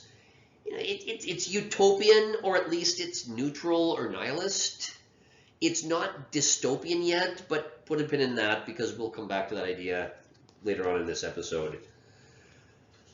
The real flaw in this utopian idea, it's going to be revealed when we do our episode on the 30s. That's when we're going to look at John Graham. What nationality do you think John Graham is? British? He is a Ukrainian emigre in New York who fought on the side of the whites during the Russian Civil War and then fled to America and took a very Anglo-sounding name and would not talk about what his religious background was. Funny that. It was a simpler time. I have read primary documents of people saying he doesn't talk about his religious background. It must have been so painful for him growing up Ukrainian Orthodox and moving to a Protestant country. But to be fair to the guy, I have not found any documentation that the guy was of the religion that we're all thinking about. So maybe he was just a really weird Orthodox. He was not a weird Coastal elite. So Graham, he was optimistic about the future of 20th century art, and he correctly predicted a lot of things about what it would look like as far as abstraction goes. It's just that he talked about it like it was going to be a great explosion of art instead of what it actually was, which was mediocre and uninspiring. He said it was going to be geometric and abstract. He just talked about it like it was going to be, the greatest thing you've ever seen. It was geometric and abstract. It was just like Rothko shit. Yep. In 1937, he wrote a book called System and Dialectics of Art. Of course, you have to mention the dialectics. It was an autistic survey of the state of art in the year 1937. And it's a bit of a dry document to read, but I read it, and it really does give you an insight into the lexicon that the pretentious art crowd was using at the time, so not something after the fact. It's important to read that stuff because there's just so much bullshit when you read the history of this stuff from art history professors. Nobody checks. Yeah. Well, we're going to try to check. I'm going to try to at least. Yeah, John Graham, he talked about Dada as being the end of Romanticism, sweeping away all of the sentimentalism that comes from historic paintings and landscapes and paintings of literature and anything else that we associate with capital A art. He thought that the Dadaists were just clearing the deck for something great to come and replace it. He was wrong. There was one fatal flaw in his argument, which didn't really come clear until a couple decades later. That's that in the 20s, the creatives, they lost interest in doing things with a higher view, whether that was a view of tradition or a view of sentimentalism or a view of religion or spirituality or whatever. Uh, a lot of that creative energy from the 20s onwards was going to get just sucked into materialistic black holes like politics or being a revolutionary for the sake of being a revolutionary. Nature finds a way. Yeah, like this was the golden age of the failed creative who didn't need to get a real job because revolutionary movements, they were desperate for fanatics, especially in Germany. So here's another vital clue in the story of how art got ugly. Before World War I, if you failed as an artist, you just went back to doing what you were doing before and grinding away. After the 20s, if you failed, you would join a political movement. And people just lost interest in keeping the wave front moving forward from one creative movement to the next. Also like no. Yeah, that creative movement is long since gone. We've talked about how we're stuck in an auto loop. This is why we're stuck in an auto loop, because since the 1920s, a failed creative would become a politician, would become a mediocre politician. Ronald Reagan. There are at least a half dozen Dada manifestos, some of which we've already read, but in 1919, Berlin Dada creates a formal political party called the Central Council of Dada for World Revolution, and the party releases its manifesto, What is Dada and What Does It Want in Germany? Who is your Dada and what does he do? Yep, I was thinking it as well. They did this manifesto. It's short. It's not even a page long. It's just a bullet point list of demands. But it's worth reading because it sounds exactly like some insufferable black girl wandering into the dean's office at some university, slamming a list down on the desk and saying, "These are our demands." Sounds like all these weird, like, quasi-communist manifestos that pop up. Like the Scum Manifesto sounds like this. Yep. Well, I'm just going to read this one in full because I have to. It's less than a page long. Dadaism demands the international revolutionary union of all creative and intellectual men and women on the basis of radical communism. The introduction of progressive unemployment through comprehensive mechanization of every field of activity. Only by unemployment does it become possible for the individual to achieve certainty as to the truth of life and finally become accustomed to experience. So before I continue here, note that the idea of the agrarian communist is just not a thing outside of England. Its factories are going to produce so much shit that I can sit on my ass making art, and the excess is going to provide for all of my needs. And the idea of me having a job, that's just undignified. Oh, God. Automate everything. Then no one has to work. Yeah, so what else do they want? The immediate expropriation of property and the communal feeding of all. It just... Free meal. There's no such thing as a free lunch, kids. They believed the machines were going to give it to them. Oh. Further, the erection of cities of light and gardens which will belong to society as a whole and prepare man for a state of freedom. Is that why everything's made of glass now? I think so. Yeah. Again, it's taken for granted that the electrical grid is going to work. The electrical grid is something new at the time. Like now, it's still a dubious assumption that if you just let the electrical grid go, society is going to continue on being civilized. Oh, it won't. No, I know. I know that some retarded environmental green energy scheme is going to collapse the grid. I know this. But that doesn't matter to utopians now. It didn't matter to utopians in 1919, even when the grid was something new. Yep.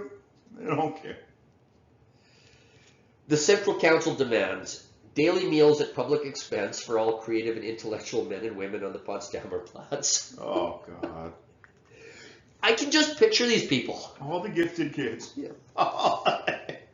Compulsory adherence of all clergymen and teachers to Dadaist articles of faith. The most brutal struggle against all directions of so-called workers of the spirit, which are people who are doing things the old way. Against their concealed bourgeoisism, against expressionism, and post-classical education as advocated by the Sturm Group. So again, expressionists are also avant-garde people, but the Dadaists want to get rid of them as well. Because they're a slightly different group of avant-gardists, and if there's one thing an avant-garde tribe hates, it's a slightly different avant-garde tribe. Like the communists and the anarchists. The immediate erection of a state art center. elimination of concepts of property in the new art, which is expressionism. The concept of property is entirely excluded from the super-individual movement of Dadaism, which liberates all mankind. So they still have a bit of a Nietzschean bent to them. Yeah. Introduction of the simultaneous poem as communist state prayer. So this is what they were doing at the Occupy movement with the chants. Yeah. What they call it, the human megaphone. Nothing new. Like, we're just stuck in an auto loop. Requisition of churches for the performance of Britism, simultaneist, and Dadaist poems. Establishment of a Dadaist advisory council for the remodeling of life in every city over 50,000 inhabitants. Fuck the peasants. Immediate organization of a large-scale Dadaist propaganda campaign with 150 circuses for the enlightenment of the proletariat. Oh, God. Can you imagine what they would have produced? Well, just think, this is their whole manifesto for remaking society. I don't hear, like, where food's going to come from. Nope.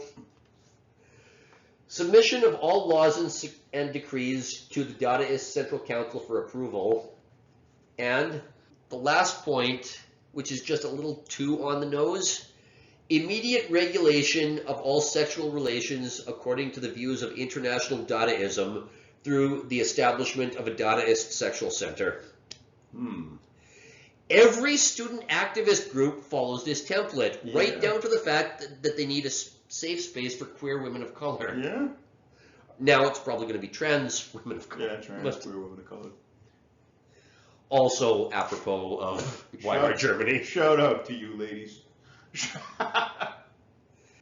If it seems like this is a little too much of a coincidence, there's a good reason for that, because the archetype of the insufferable art student who will accept any label except bourgeois, that archetype comes from Germany in the 1920s, which brings us to Bauhaus.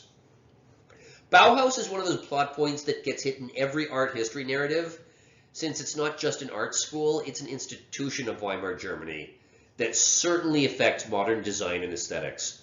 When you imagine that pretentious German guy who looks like one of the nihilists from Big Lebowski, you know, showing off some gadget with a minimalist design, Steve Jobs shit, that comes out of Bauhaus. Okay.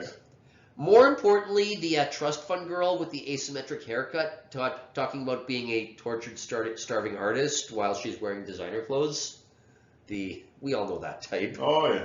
Dating apps are full of that type. You know, the type that can give you herpes if you stand 30 feet away from her. There's a reason they're always on the dating apps. Yeah. I'm saying that's the image of the Bauhaus student, even back in the 20s. So what was Bauhaus? Well, it's a school opened in the rubble of World War I. Now, we looked at Fernand Léger in a previous episode. Here's a reminder. They called him the tubist because he's a cubist, but everything is like set in a factory and humans are now fucking factory tubes. I got a freaking tube for you, buddy. In 1923, Léger was asked why nothing like Bauhaus happened in Paris. After all, Paris is still the center of the avant-garde world and still the center of weird modern art. So you'd almost expect something like Bauhaus in France, not in Germany. When you read his answer, it amazes me because even 100 years later, it's loaded with historical context that I don't think he was even aware of. Modern life demands a new conception of art. Utilitarian objects, machines, and mechanical forms require a new aesthetic, free from useless ornaments and past conventions. Germany was the fertile ground for this plastic revolution because it was free from any pictorial tradition. In Paris, we are crushed by the weight of museums, schools, and conventions. The freedom of experimentation necessary for such an endeavor was impossible here.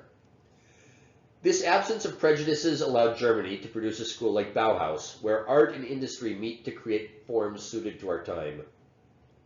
Let's break this quote down.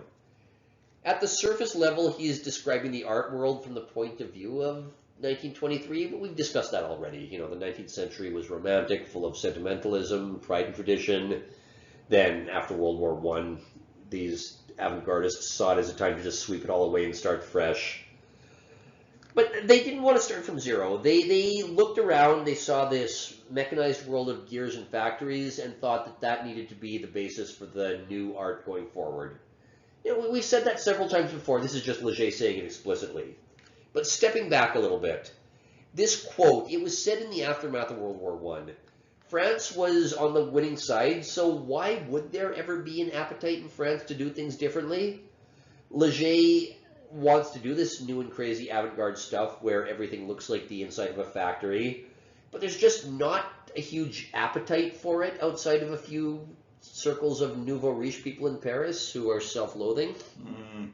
Narrow appeal.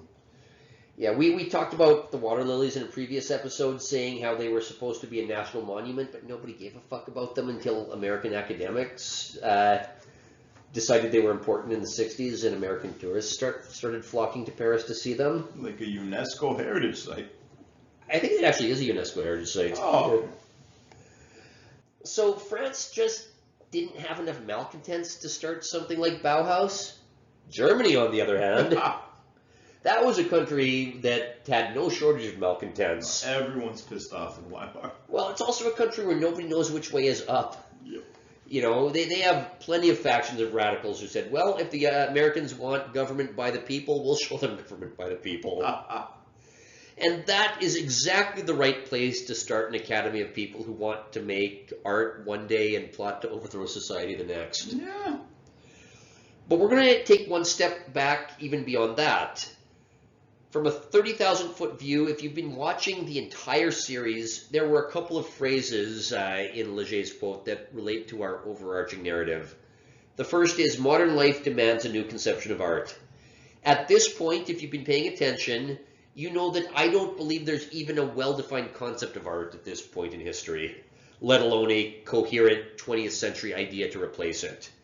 But I've beaten that horse to death already. The more interesting sentence is Germany was the fertile ground for this plastic revolution because it was free from any pictorial tradition. It's a very odd thing to say.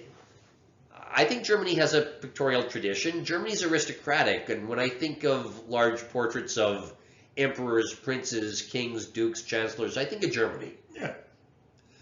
If you remember our second episode in 18th century England, portraiture was almost seen as something to be left to the Germans and the Dutch. If you had a little bit of money and you wanted a portrait, you would hire a local painter, but if you had a lot of money and you wanted it done right, you'd hire a German. We had a separate concept of art because Joshua Reynolds declared that art was a higher endeavor than just painting or sculpture. And when Reynolds was appointed the first head of the Royal Academy, he declared that art was a liberal art on par with philosophy. And for the next 150 years, even if you couldn't define what art was, it was pretty non-controversial because it was produced by the Academy, it was art. And if it wasn't produced by the Academy, it wasn't. Paint and marble were a little too expensive for anybody to be making paintings and sculpture outside of an academy. When Leger said Germany lacked a pictorial tradition, what he really meant was that the German academies did not have the same history as the academies in Paris and London after art was declared to be something loftier than just painting. Putting on our historian hats, when Leger talks about Germany's lack of pictorial tradition, allowing them to start from scratch with a new kind of art, he's not necessarily talking about Germany having more artistic freedom. He is saying that in the political context post-World War I, there's a chance to start a new academy. And France doesn't have any shortage of these creative weirdos, but at the end of the day, art is a business, and these creative weirdos are not going to fuck up their professional networks. Germany, on the other hand, is a place where all these professional networks have just been ripped up by the root. Yep. Especially the aristocratic patrons. Yeah. Even within the upheaval, there's still going to be this pretension that real art has to have the approval of an academy. It's just going to be a new academy. Bauhaus, it's a design school with 1,000 students that sold itself as a place where students are independent thinkers, allowed to explore their ideas. Is your child a weirdo? Sends him to our schools like Hogwarts. He will learn all sorts of new gentas. Also, that's not necessarily talking about today either. That is quite apropos of Weimar Germany. Yep. You know how in 2009 transgenderism was only something going on in the posh private schools, then by about 2014 every weird, artsy, upper middle class girl stopped identifying as bisexual and started identifying as genderqueer. Boy. And now in 2025, you almost think of that as a low class thing. You know, you go through a small town hollowed out by the opioid epidemic, again, deindustrialization. You see like low class girls with green hair and shitty tats and they them pronouns. Special snowflake syndrome, it cascaded through the art schools the same way. Like a counterfeit bill. Yep. And you know, Bauhaus is just kind of the root of that tree. It's where all of this shit started in the first place. You know how like a really insufferable grad student loves the word interdisciplinary? Oh yeah, especially if they're full of shit. Yeah. Oh yeah. Like, I don't have basic writing skills. I can't do math, and I'm not intellectually curious, but I can do something interdisciplinary. I do meta studies. Yeah, I'm too lazy to read Plato and Aristotle, but I can read indigenous literature and black history. It's written at a lower level, but I don't care because I can call it interdisciplinary.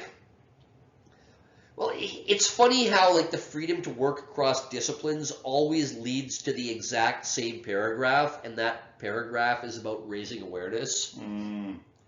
This, you know, cookie cutter race to the bottom, it comes from Bauhaus, where the general attitude is we're going to look down on the traditional academy and call them a bunch of middle-class conformists with no awareness, and we're all going to, you know, compete with each other to see who can look down on the middle class the most. Wow.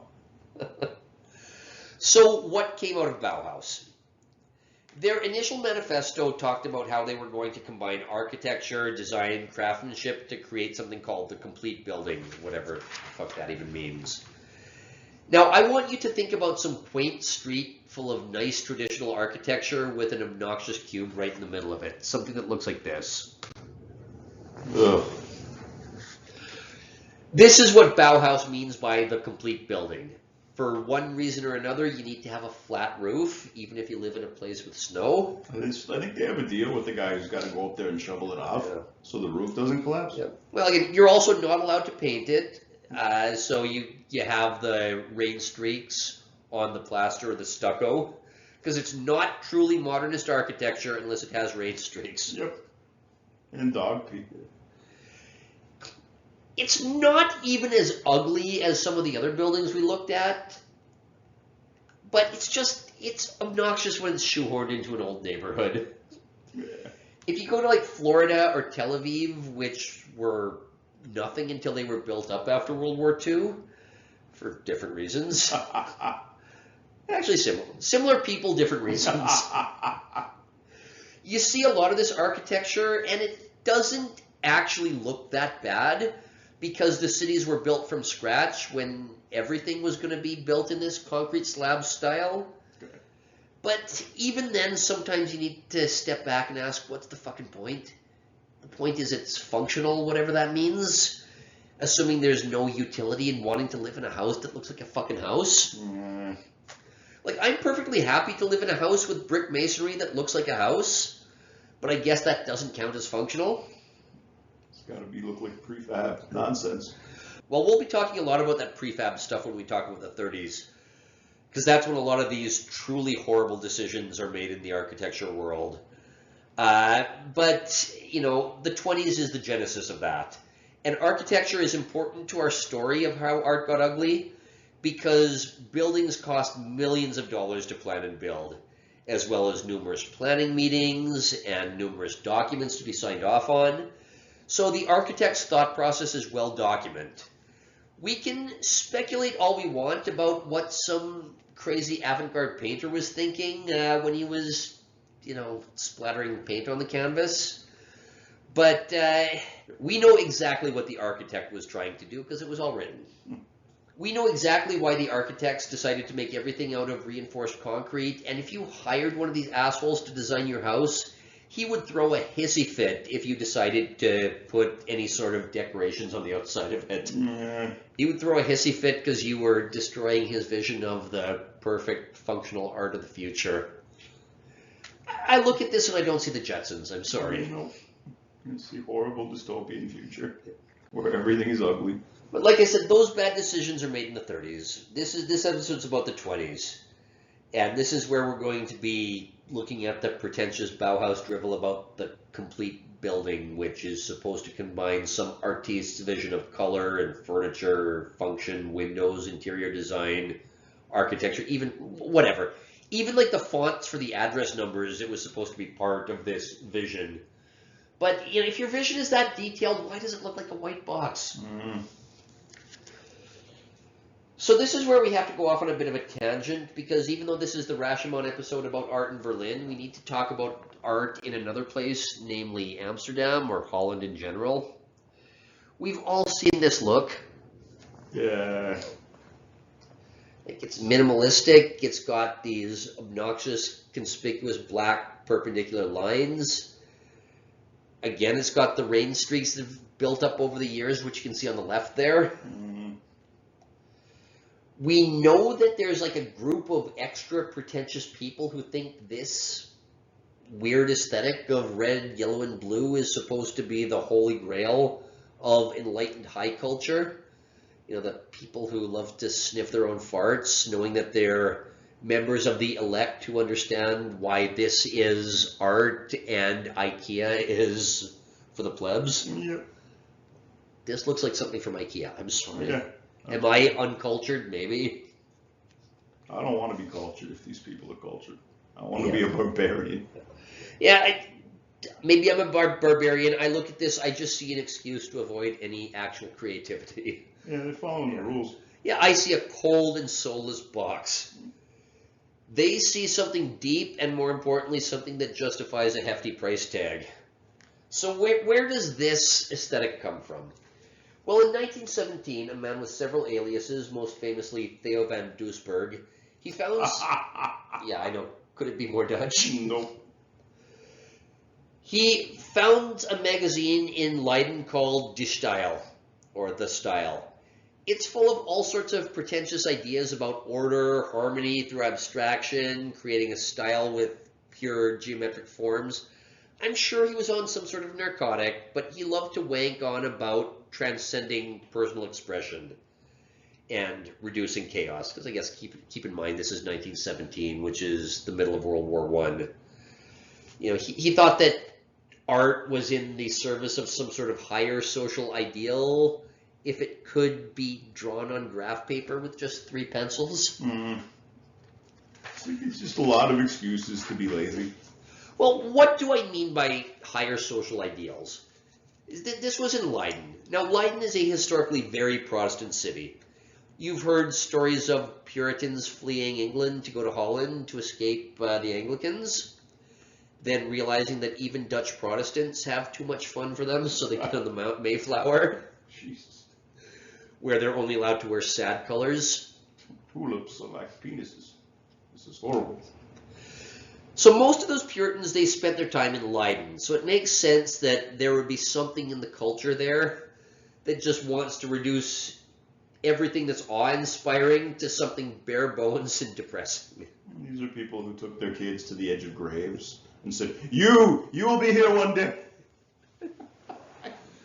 That's almost apropos of this art. Yeah. Most of the Puritans spent their time in Leiden, so it makes sense that there's something in the culture there that just wants to reduce something awe-inspiring to something bare bones with a message that can only be understood by religious people high on their own theories. That's Puritanism for you. Yeah. Well, especially when they believe that New Jerusalem is going to arise from the ashes of whatever they're tearing down. Yep. And utopia. Yeah. But that's the general idea. The actual red, blue, and yellow aesthetic was something called neoplasticism. This was created by Pete Mondrian, who we talked about in the first episode. We went through a bit of a progression of his paintings. So like every other avant-garde painter in Paris, even though he's Dutch, he goes through all of the weird turn-of-the-century movements to prove that he is welcome at a party hosted by Leo and Gertrude Stein. We talked about them a few episodes ago and read some Frank Zappa lyrics, which got Frank in a bit of trouble with the ADL. Can you imagine there was a time when the ADL had that little to do? They got bigger problems now than old Frank Zappa. So, in the top left, you see him doing an impressionist windmill. In the top right, you see, this is, I think, a expressionist picture of a dock, which only uses 2 or 3 colors. The bottom left, that's Fauvism, which used the obnoxious colors, like the Matisse style. And the one on the bottom right is called The Red Tree. It's not quite Cubist yet. That's more expressionist. It still has a little bit of depth to it. It's not trying to be completely conceptual and abstract quite yet. Remember that. But Mondrian was still an avant-garde painter in Paris, which meant that he was one of many people trying his hand at Cubism by about 1912 or 1913. Now remember that Cubism, it starts from Cézanne's paintings where the perspective lines didn't completely match up, so he had to make the composition work in other ways.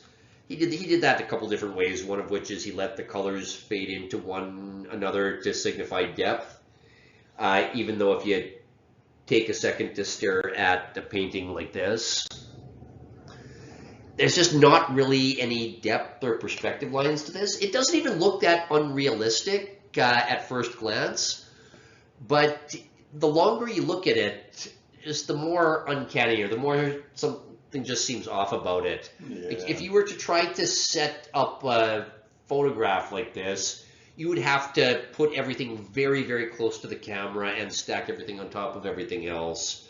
This just doesn't quite look like what you would see if you were to go out on a hike and snap a picture with your smartphone camera.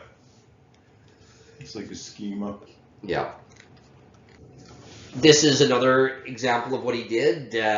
This painting does follow the rules of perspective, sort of. But if you look there, there's almost 3 bands of this painting. The top band, the mountain in the background, the perspective lines are going off and to the right.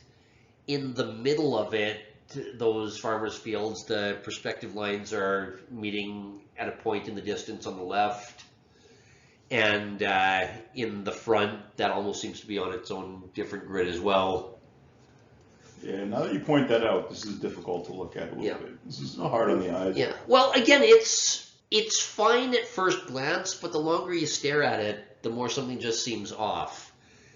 I'm used to that living on Church Street in Toronto. Things are warped. Yeah. In more ways than one. You gotta have an eye for detail. We did an episode on the Belle Époque, so go back and listen to that if you want to deep dive on Cézanne. But one of the turning points of that story is this painting here. It's called The Gulf of Marseille as seen from L'Estaque. It's like something my niece would paint for me. Well, he himself said that this looked more like a playing card than a realistic painting. And I mean, he at least has a level of self-awareness. This makes me feel really good about my Warhammer. Yeah. Because I don't paint real well, but like I think I paint better than this guy. I'll say this is at least a palette cleanser as compared to some of the other paintings I've looked at in this. Yeah, that's true. But no, it's not Michelangelo either. Nope. If you look at the composition of this painting, you got the sky, you've got the lake, you've got the mountains, and you've got the village, and they all seem to follow their own rules. And yet, like, it doesn't seem like some disjointed, obnoxious modern art masterpiece. It still seems to work somehow. There still is something that ties the room together, as the dude would say. Got a charm. So how does he do that? Well, here's where we're showing how the magician does his tricks. If you look at the houses in the foreground, those don't exactly look like houses. They look almost like children's building blocks. They're very basic forms. Those building blocks, there's enough of them to form a grid. Yep. And that grid anchors your eye somewhere. So your eyes aren't being constantly moved around the page by a bunch of different sections of the painting, which all have their different rules of perspective, all have their different rules of depth. But again, you expect a fancy artist to be meticulous about detail. Those blocks and houses, they're just pentagons and cubes. Yep. Now, a few years later, Georges Braque says, fuck it, let's just take those houses and make an entire painting out of them. And this is what he comes up with. He was lazy. I can be even lazier. Yeah, look at that. Yeah, that's like something Mario 64 would run around on. Like. Yeah. Well, he is explicitly referencing that painting. The Cézanne painting was the Gulf of Marseille seen from Lestock. This painting here is called The Houses at Lestock. So it's an explicit reference. He's not plagiarizing or anything. It's an homage. But this painting specifically is where the name Cubism comes from, because when critic Louis Vaucel sees this painting, he wrote a review that could best be described as hedging his bets. It was along the lines of, well, I'm cultured. I appreciate what you're trying to do by making a painting out of cubes, but I think the public is going to think it's terrible. Yeah. The other name associated with Cubism is, of course, Pablo Picasso. Now, Picasso was also inspired by Cézanne, but he was inspired by a different group of Cézanne's work, namely this painting here. Oh, yeah. Back to the prostitutes. This painting is called The Bathers, and it just seems to break all of the academic rules. There's no depth to it. It uses color fading to cheat and create a little bit of the illusion of depth, but there's really no perspective anywhere. And on the far right-hand side of the picture, the degeneracy is so ambiguous that you can't even tell if that's a woman's tits or if it's the naked ass of a woman who's bending over. It's profound. It's French. Yeah. So along with a mask exhibition at Trocadero Palace, this painting inspired Picasso to do this. Is it called The Pink-Faced Prostitutes? Basically, yes, it's called the Brothel of Avignon. There we go. Should have been called The Weird-Looking Hookers. Well, it originally wasn't for sale. He hung this in his own studio, and this is the equivalent of Quentin Tarantino experimenting with a camcorder in 1987, doing stylized cinematography that always seems to, focus on a woman's feet. Is that why maybe the girl in the top right looks like a baboon a little bit, like Mufasa? Well, you see it all here. You see the geometric primitivism, you see Cézanne's lack of depth and compression into the plane of the canvas, you see all the anatomical ambiguity of the bathers. You certainly see that. But most importantly, you don't even see an attempt to follow the rules of chiaroscuro and perspective. It looks like they smashed this up and it looks like they smashed up a bunch of whores and put the pieces back together on a stained glass window. Yeah, It's essentially what that looks it's like like. something out of frickin' Ed Gein's frickin' basement. I'm just reminded, I guess the person who painted this must have just been saying a big F you to reality. Well, you see there's even a bowl of fruit in the front, which is, I think, an homage to Cézanne, because he was the guy who did all the apples in a weird way.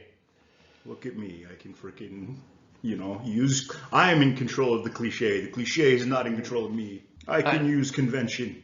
Well, like I said, for the first 10 years or so, this was just hanging in his studio, and he was just this weird painter in Paris who nobody took seriously, and some might argue should have never been taken seriously. But then in 1910 and 1911, Picasso and Braque, they push this kind of stuff to its limit, and they do things like this. Oh, that's something at least is going on here. I Yeah. wouldn't put this on a wall, but if this was again, album cover, nice. Well, there weren't any album covers in 1911 is the thing. Oh, poor guy. Phonographs or some shit? Well, the cubes that Brock used to make the houses, they've clearly turned the entire canvas into that, and they've removed all color so that everything looks like it's, I don't know, a factory plate. I like that everything is distorted, but I can still tell this woman is topless. Picasso gonna Picasso. Yep. Yeah, Picasso did the one on the left, and Brock did the one on the right. But when you look at stuff from 1910 and 1911, it's almost indistinguishable who did what. And, you know, like so many other things in the world of entertainment and the arts, one guy became world famous and the other guy... One guy was Will Smith, the other guy was DJ Jazzy Jeff. Poor DJ Jazzy Jeff. He just wanted to make music. He wanted street cred. I think he still has street cred, but he was given street cred by Uncle Phil. Yeah. Getting thrown out of that house week after week. So by 1912, everybody in Montmartre is doing this kind of shit. But alas, if you're not one of the first people to do something, nobody really remembers you. But every one of these avant-garde artists is trying their hand at cubism, doing stuff that looks like this. And one of those artists is Piet Mondrian. He does this one, for example. This is called The Gray Tree. The tree's black. Well, I mean, you can see he's not even trying to put any depth in this. This, again, looks like something was smashed up and then all the pieces pasted on the canvas. If my, like, 6th grader came home with this, I'd be really proud and I'd put it on the fridge. But this shouldn't be, like, you know, lauded. This reminds me of the tree from that horrible Poltergeist. Mm-hmm. That's my vibe. That's like, oh, that tree from Poltergeist. Okay. So in 1914, Mondrian went back to Holland. Good. Get out of here. Go plant tulips. Yeah, he went back to Holland to visit his father who had fallen ill and the war broke out. Now, this is not World War II when the Netherlands was reduced to a few tulip gardens. Now, in World War I, the Netherlands was neutral, so Mondrian made the decision not to go back to Paris. I can't say I blame him for that decision. Yep. Yeah, smart move. Yeah, and while he was back in Holland, he said, you know what? Fuck it. If, as a cubist, I'm reducing everything to a stained glass window anyway, let's just go all the way and reduce it to a checkerboard with just a few colors, and I'm going to call it neoplasticism because I'm a pretentious artist. I'm ashamed of this. I'm ashamed that another human made this and presented it as art. Like another grown man did that. Yeah. Well, and believed he was avant-garde, believed that this art was going to change society into something utopian. I don't know what's dumber, the guy doing that or the people being like, this is brilliant. This is his progression from 1915 until 1920, and, you know, what even is there to progress from? Like, everything is just vertical lines and horizontal lines. This looks like those weird S's that we all used to draw in high school. It looks like, to me, the bottom right, I want to start guessing, like, words. Looks like it looks like a Scrabble board, you're right. Or a crossword. Yeah. Double word score. Yeah, I see that. And then in 1921, he has his big epiphany, because all of these fuckers have a big epiphany. You can only do drugs for so long before you have some kind of epiphany. Well, he says 3 colors in a grid. This is all I'm ever going to do for the rest of my life. Oh, God, that's ugly. And yet the guy is considered a giant of Dutch art. I'm sure you've seen stuff that looks like this. This aesthetic is almost cliche. Stick to frickin' dikes, guys. Stick to building, you know, land partitions to keep the water out. Yeah, exactly. That's what you're good at. Windmills. Stick with that. Well, it seems like exactly the kind of overpriced minimalism you would expect from a Calvinist who was up his own ass. Yeah. And that's what he is. It looks like he got bored halfway through a crossword and called it a masterpiece. Like, I mean, what else are you going to say about this thing? This is very lazy, very terrible, I'd have to work very hard to read anything into this. This is just. I just felt a disturbance, like 1,000 art history professors just winced. Just because they all believe this is transformative and groundbreaking art, that doesn't mean they're right. As if I saw this, I'd be like, which gender's flag is that? I'm just going to say that the Da Vinci Code would have been a lot less interesting if the clues had been hidden in 20th century Protestant art instead of Renaissance art. Just be arrows pointing to the Holy Grail. But this shit has universal harmony or something. I think that's the term they were using, universal harmony. Tom Cruise has Dianetics. Yeah. So, I guess we all need something. Well, when Theo van Doesburg needed an official art movement to underpin his De Style magazine, it's going to be Mondrian's stuff. And the publication is going to push out all of these essays about universal harmony or whatever the fuck they're talking about. Imagine being blown away by this. Imagine the simpleton that's going to say this is really good. Well, here's the cover of De Style magazine. This looks like an Atari game. Now, I understand that this is 1917, and this is somewhat novel because we live in the age of the computer now. In 1917, he had to lay out the printing press and the wood blocks and everything to do this. So it's not 2025 when you have a bunch of fonts to choose from and you just select one from the drop-down list. I will say that maybe the first time you do this, it's a little bit unique and original, but you only get to play this trick once. Yeah, this is definitely one time and we get it. Look at the title there. The title De Style is made out of rectangles, so that's clearly an homage to what Mondrian was doing with the three colors in the crossword. I didn't even see a word. I thought that was just more meaningless shapes. Well, again, this is 1917, where playing with typography is kind of a new idea, but proving once again that all creativity was completely tapped out by about 1923. Here is MIT's rebrand in the year 2003. Ugh. That logo, that MIT logo on the right, is exactly the same thing as the De Style logo. Yeah. In 1917, maybe there was some message to be sent as far as this new mechanized world goes, proving you can make a printing press, make stylized letters out of perpendicular lines. I don't think it's the message that MIT should be sending in the 21st century. No, absolutely not. This is this is why we haven't had any really good new technology in the last 5 years. 5 years? That's fair. Since the iPhone. Yeah, that's fair. Is there been any society-changing technology, and even what does the iPhone do? We all walk around staring at it. I want a printing press, something that changes society so much that all of Europe is having a civil war within 5 years. I mean, we used to have rocket ships. We used to have supersonic flight. Yeah. We've moved backwards since we were kids. Yeah, we really have. If you're the creative type and you want to use modern methods to become a creative professional, you are going to be stuck living in the movie Groundhog Day, doing the same thing over and over and making logos like this MIT logo, which is just a callback to De Style from a century earlier. Remember when artists were lucky because they didn't have to do a monotonous, repetitive job? Yeah, that's not the creative industry these days. Nope.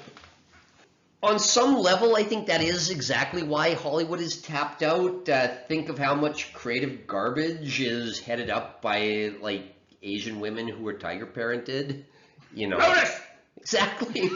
Yes, they had straight A's in school. Yeah, they might have had a little bit of technical proficiency in some craft or another, but they have nothing to say. Nope, they have no life experience, and they don't understand the world except through what they've been taught. So how are they going to say anything new? Well, I think the classic example of that was when, what's her name, Melinda Kaling, the brown girl, she did a reboot of Scooby-Doo and made Velma a fat brown woman. Yeah, I remember that. a clear self-insert because she just can't admit that nobody likes her? Nope. She just, these people think that it's just like, it's not that I'm insufferable, it's just that I'm not in movies. Yeah. And if I was in movies, people would like me because they just like whatever's in the movies. Yeah. Representation matters, right? Yep. Sorry, guys. Let me tell you about a man named Michael Jackson. Yeah. Nobody was ever more represented in life than that man was. That man's legacy is not one of being a musical genius. Nope. It's not the first thing you think about. No. He is remembered for being an unconventional babysitter. Yep. With the special light that went on when someone was approaching his bedroom. So as long as the focus is on mass production, modern culture is just going to continue to churn out the vapid diversity hire. Yeah. And if anything, I would say that if you want to be a creative professional, there's probably more opportunity for you to do stuff like the seal on the left. I mean, look at that. That's regal, it's bold, it sends a statement, it shows the history of Massachusetts. It doesn't make me want to freaking gouge my eyes out. Well, the one on the right, I wish I could say that the one on the right made me want to gouge my eyes out. There's just nothing there. It's like, congratulations, you took an art history class. You think nobody knows this 100-year-old publication called This Style. Sorry, it doesn't work in the age of YouTube when a bunch of autists look this stuff up. Let's pretend we only have 8 bits and design a logo.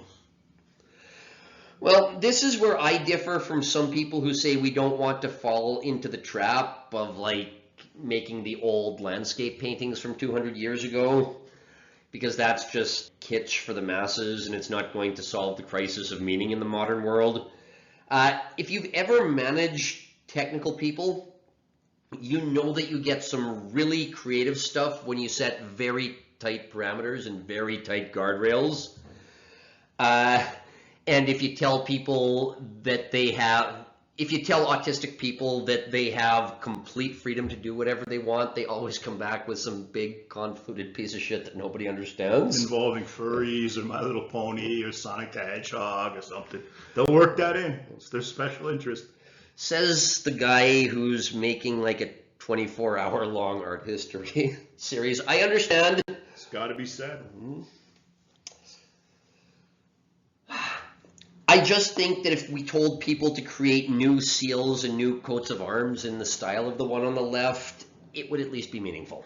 If I were to commission a coat of arms for some reason, and the guy came back with the thing on the right as opposed to the thing on the left, I would be very upset.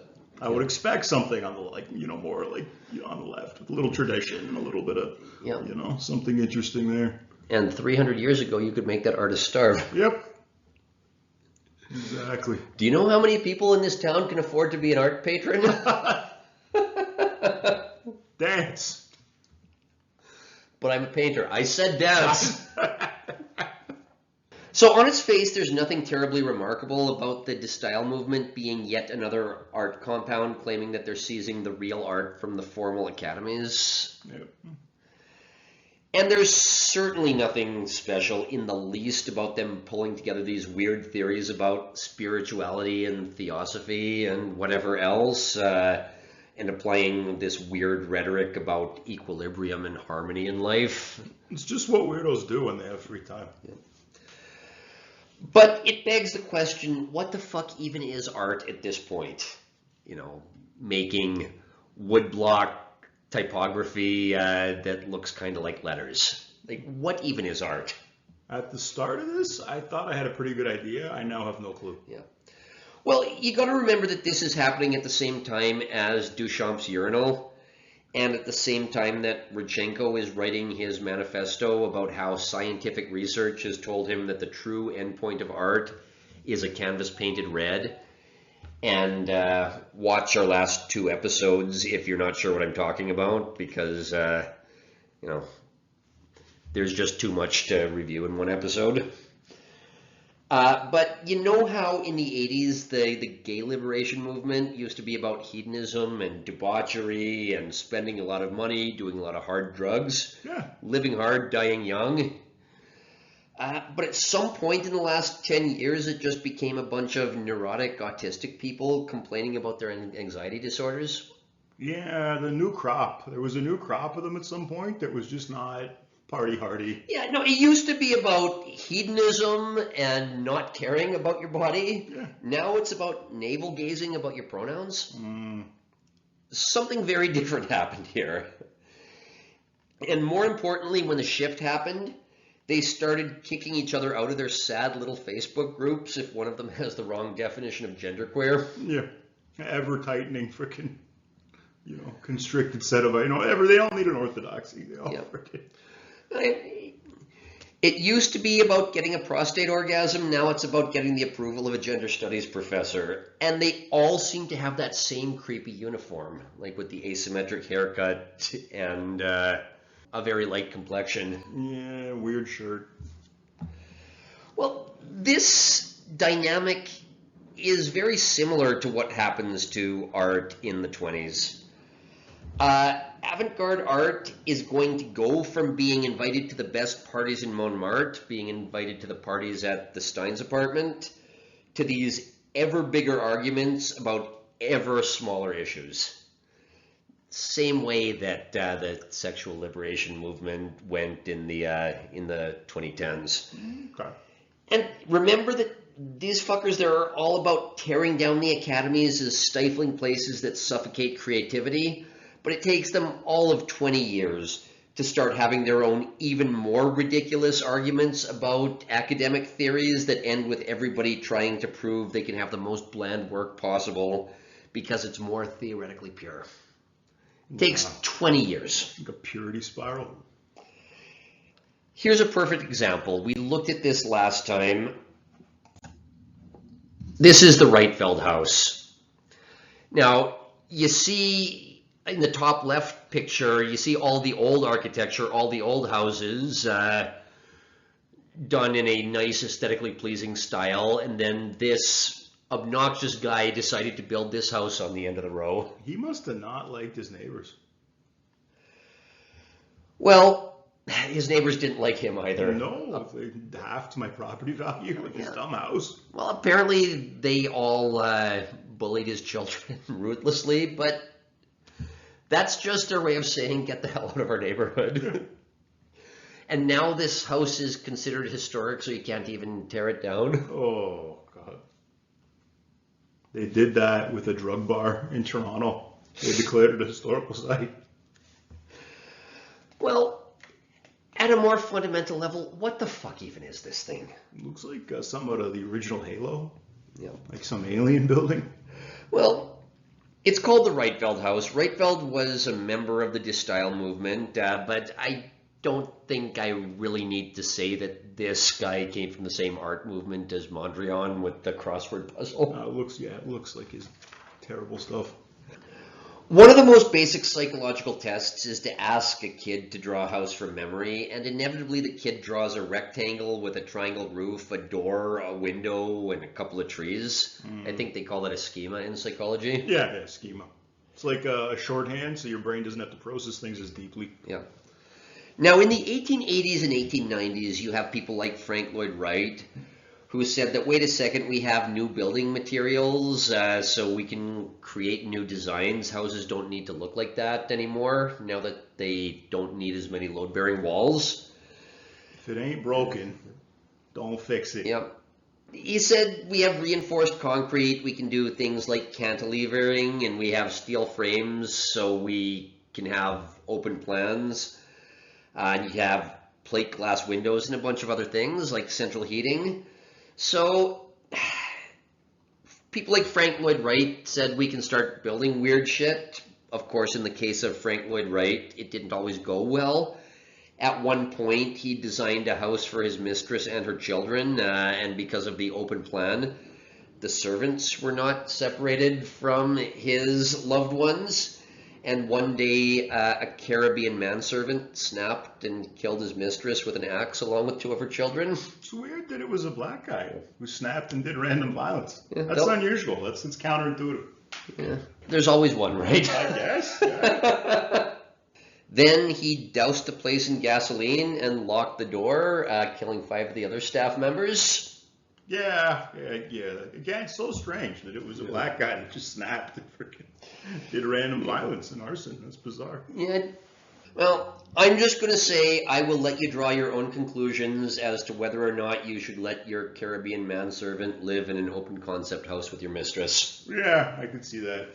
Wouldn't get off the drawing board if I was in that boardroom. So when it comes to the Rietveld house, this is about 30 years after Frank Lloyd Wright. Well, 30 years after Frank Lloyd Wright had started. Frank Lloyd Wright was already established at this point. This guy's just trying to be obnoxious. We need to get him a Caribbean manservant. For whatever reason, he just wanted you to be able to see the graph paper that he used to sketch the drawings for this place. What level of autism is that? That's high level. That's Sonic the Hedgehog level autism. That's Sonichu. It's Sonichu. This is Sonichu. This is his personal Sonichu. The first one got his wife killed because there was no cage for the manservant. Well, but why is there such an imperative that it looks like it was drawn on a piece of graph paper? Like, one thing that might strike you as odd is if you look at the interior. Oh, that's just as wrong and weird. It's not just that the outside has to look like graph paper, the inside has to look like graph paper as well. Yeah, even the inside looks like a house built by aliens that weren't perfectly familiar with the way that we live and conduct our housing.